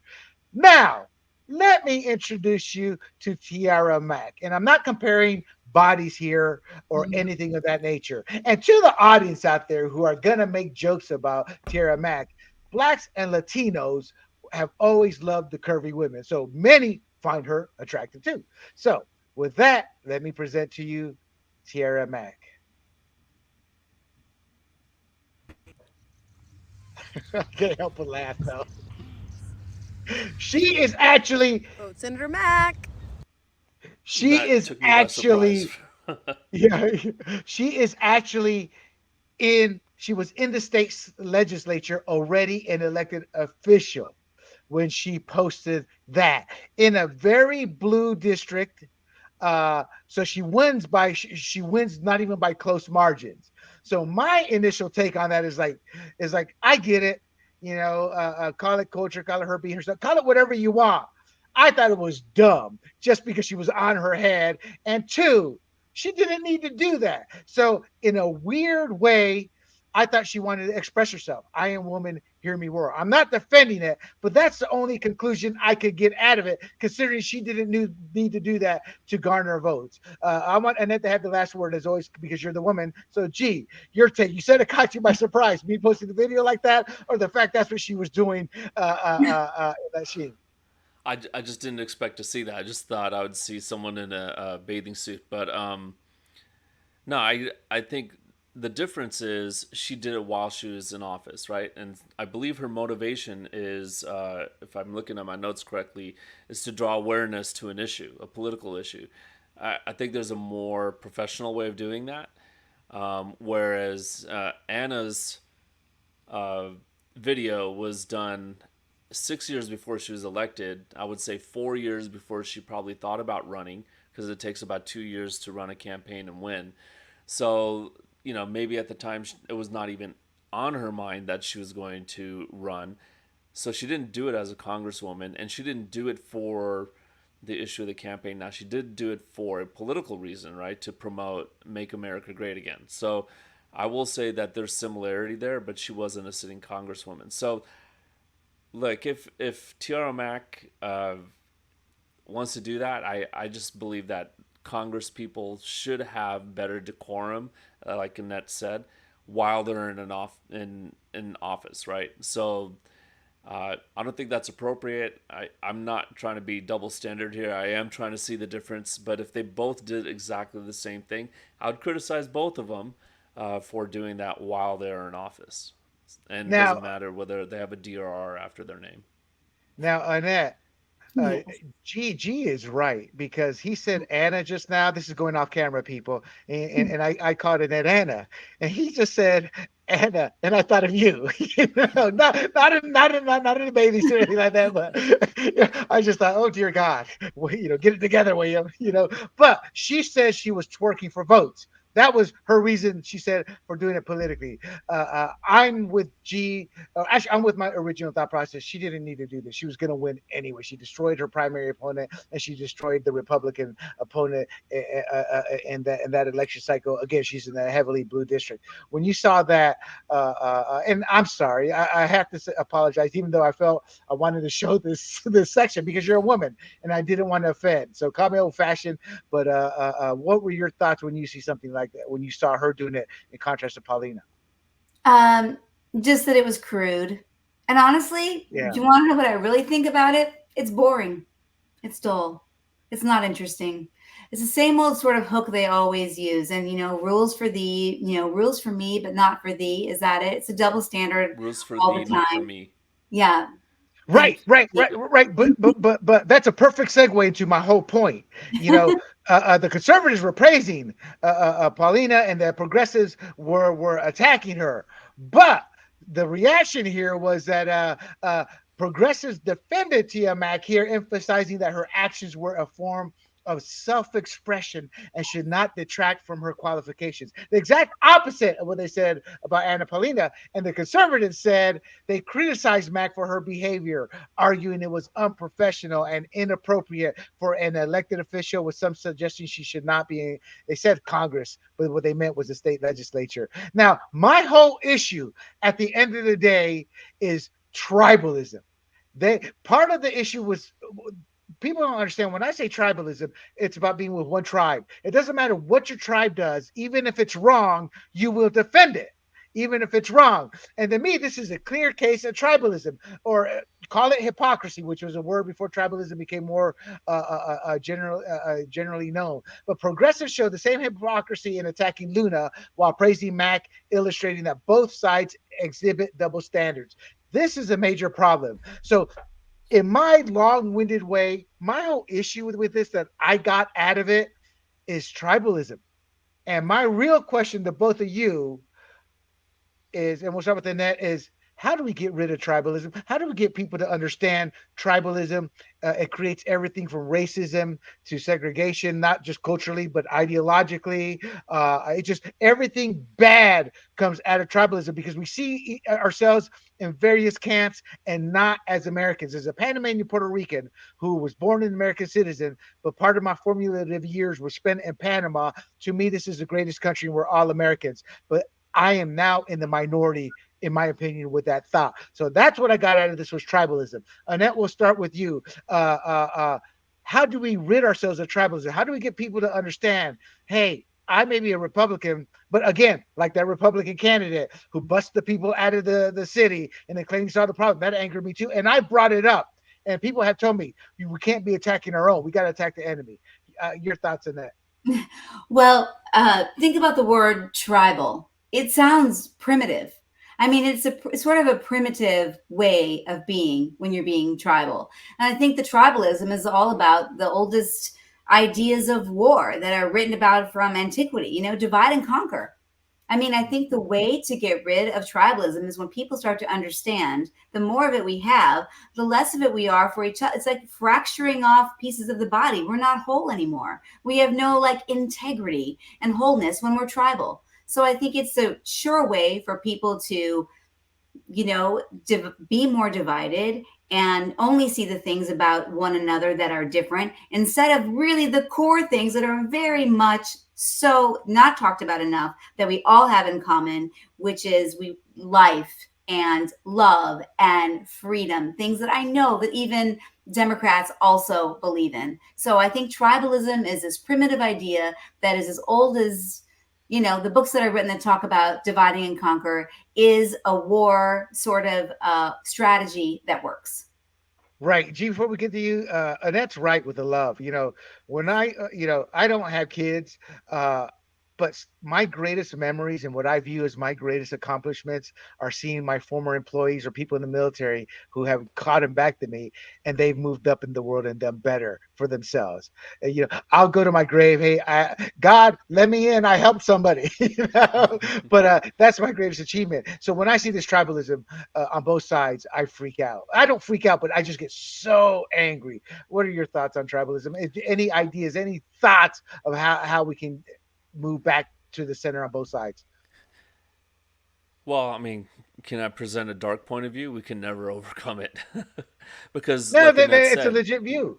yeah, like Annette said, like if this is a base form of human nature and this has been going on for thousands of years, then who have we evolved enough to overcome it? I mean, I'm sure Annette and I have met people where we'll sit there and talk about a certain thing and agree on it, but this other person will just decide to disagree, just to disagree, just to stick it to you. And it's like, okay, why are you disagreeing? There's no point in disagreeing here. But I think people disagree because they want to prove a point or low self esteem, and they feel like agreeing with something that other people are doing is a form of subserviism, right? I also believe that if, let's say, the whole country became Republican, 100% Republican, then we're going to fracture along conservative or centrist Republican lines, right? Like, you're always just going to have two camps. And, the people who say, well, it would be great to have like six parties in a country, I just always have fundamentally disagreed with that. I think the two-party system forces both parties to moderate. Whereas if you have a multi-party system, then you end up getting like a Nazi party into power with only 20% of the vote.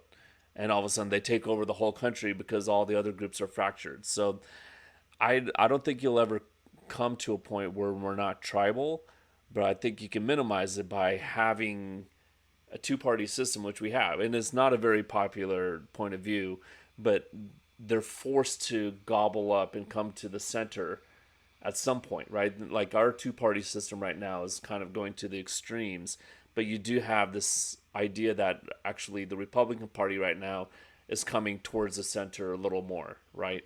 And the Democrat Party is moving over to the left a lot more. So it forces the parties to moderate and not be so tribal, but no. Well, But there is a team mentality here. This is, Anna's on my team, so I've got to defend her. And Tiara is not on my team, so I got to criticize her. Why don't just both sides not say anything, and let Anna defend herself and, you know, call it a day? Why rush and try to defend her and be intellectually dishonest about it?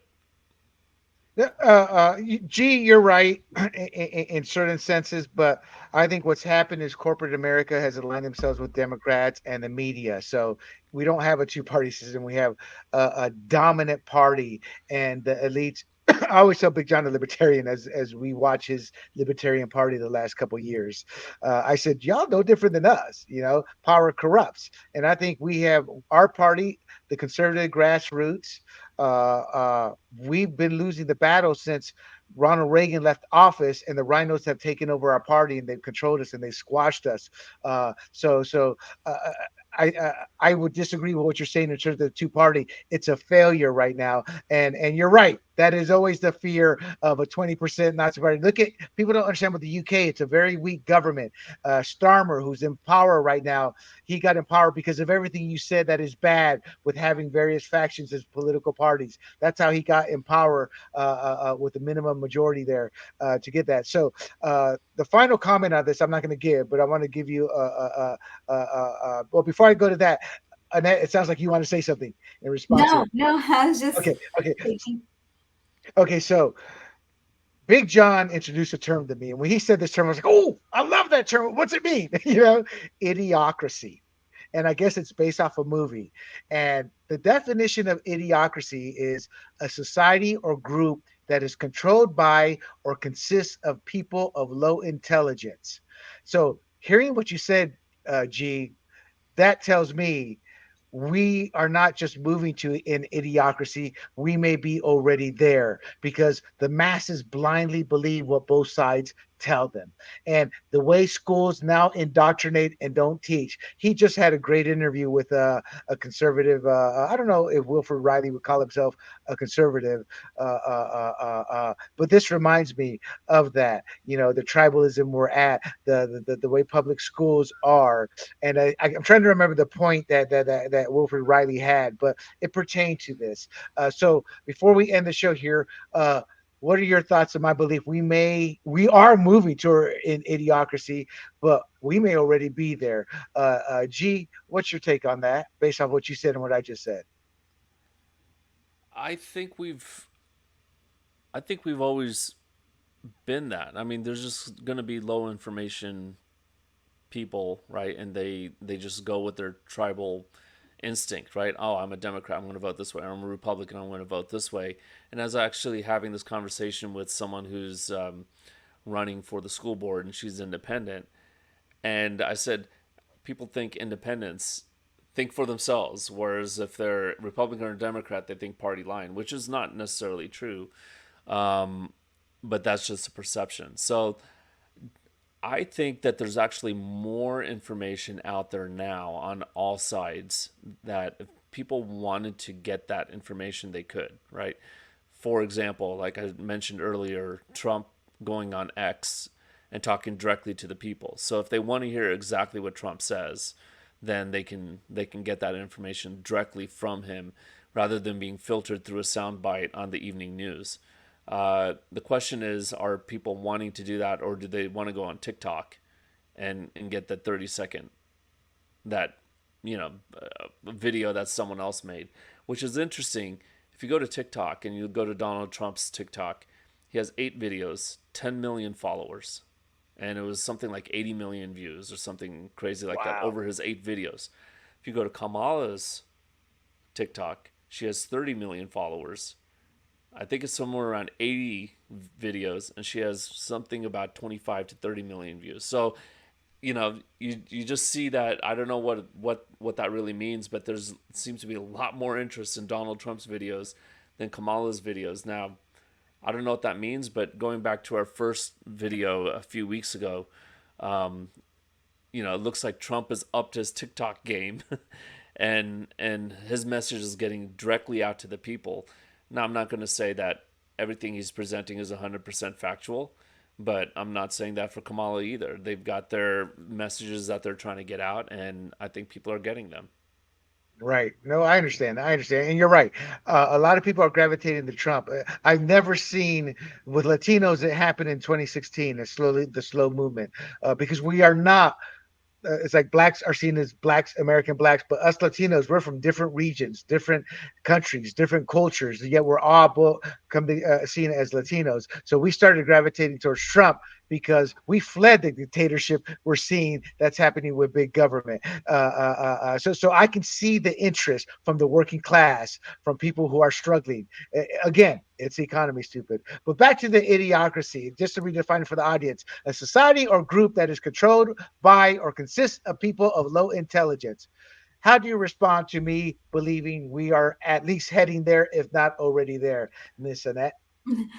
Well, I want to say something that I think in response to this that could be potentially hopeful. It gave me a lot of hope when I heard about it last this week, actually. So it sort of is apropos that you brought it up. That James Madison, one of our founding fathers, said that what he believed in was the wisdom of the masses, and that people generally would make the proper decisions together when this is why, to your point earlier, William, about the integrity of our elections is so very important, because he believed the wisdom of the masses would always rise up and make the proper decisions when electing the people that they need to elect for office. Like he had faith in the people and their ability to have discernment.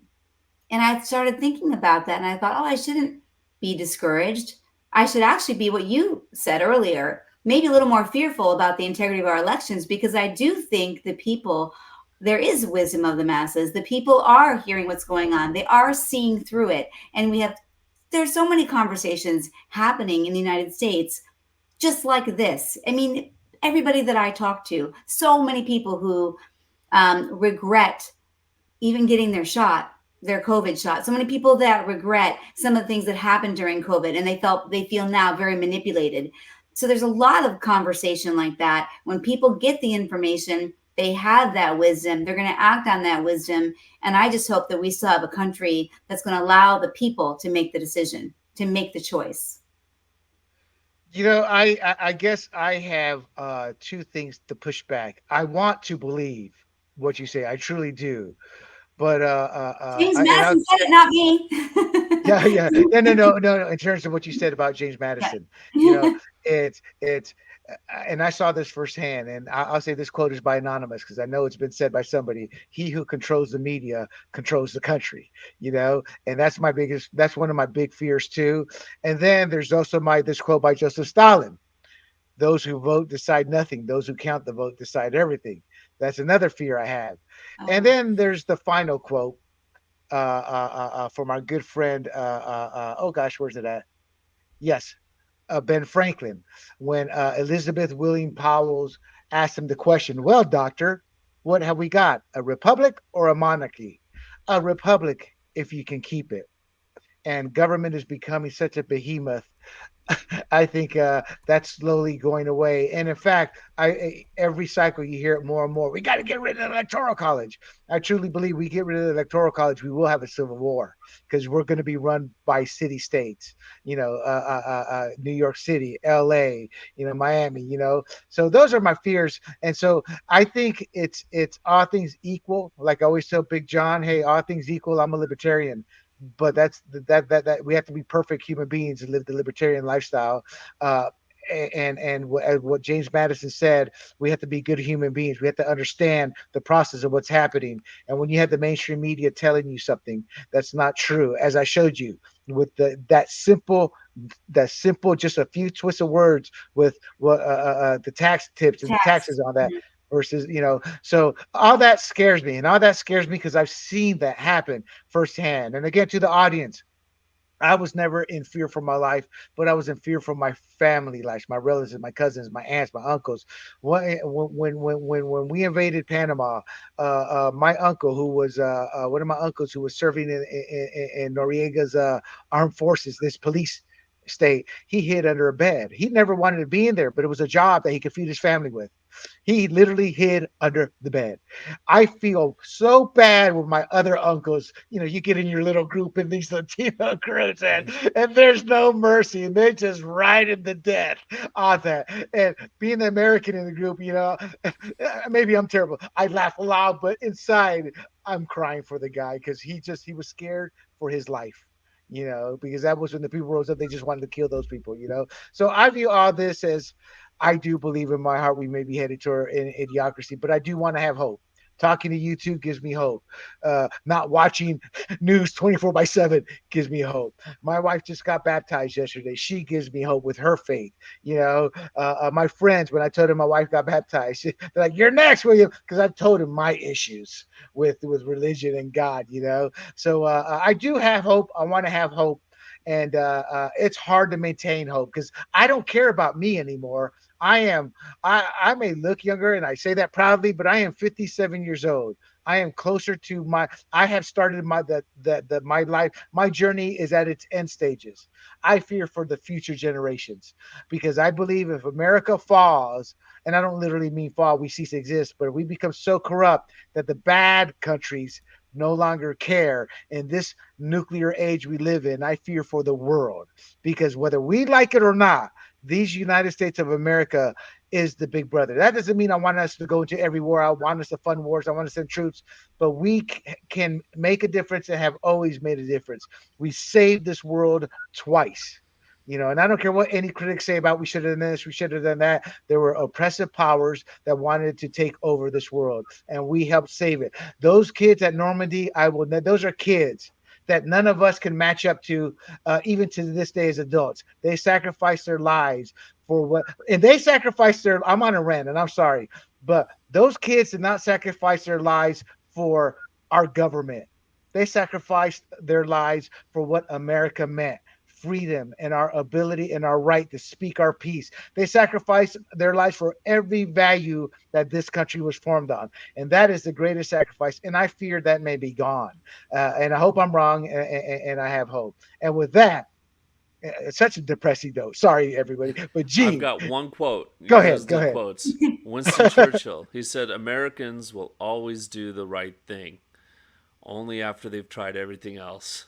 There you go. That's a great quote to end on too. That is because you're right.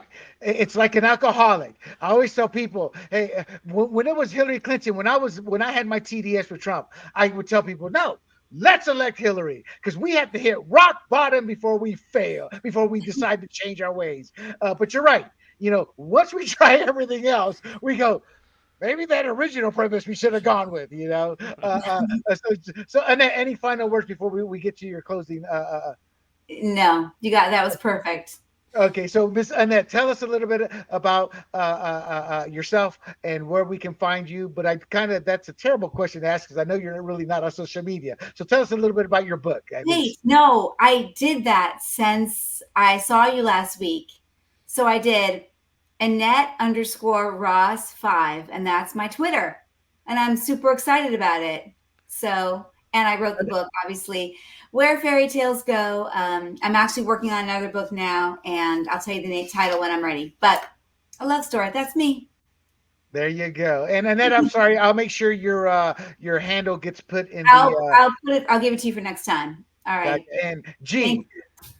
Yeah, so I'm at, it's not there anymore, but at RSFG on Twitter and right there. Twitter and Truth Social. So I also joined using that handle. So you can find me there. I've not posted anything there, but that's where you'll find me.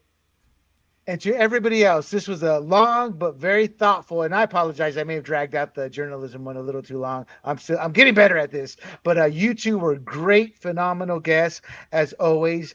G's kind of become a co-host of the audience that we were we were hearing these congressmen speak, and I looked at G, man, don't be shocked if I hit you up, man. I'd like for you to host this week. I got a hot date with the wife Friday night.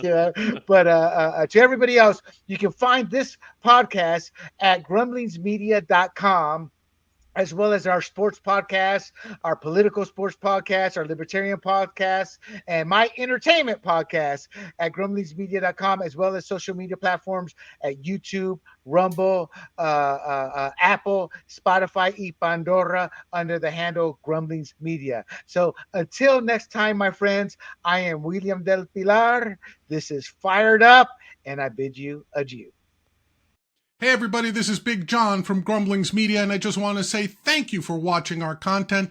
If you want to support our efforts here at Grumblings Media, just smash the subscribe button right here, totally free, or just go ahead and consume more of our great content. Click either one of these two boxes.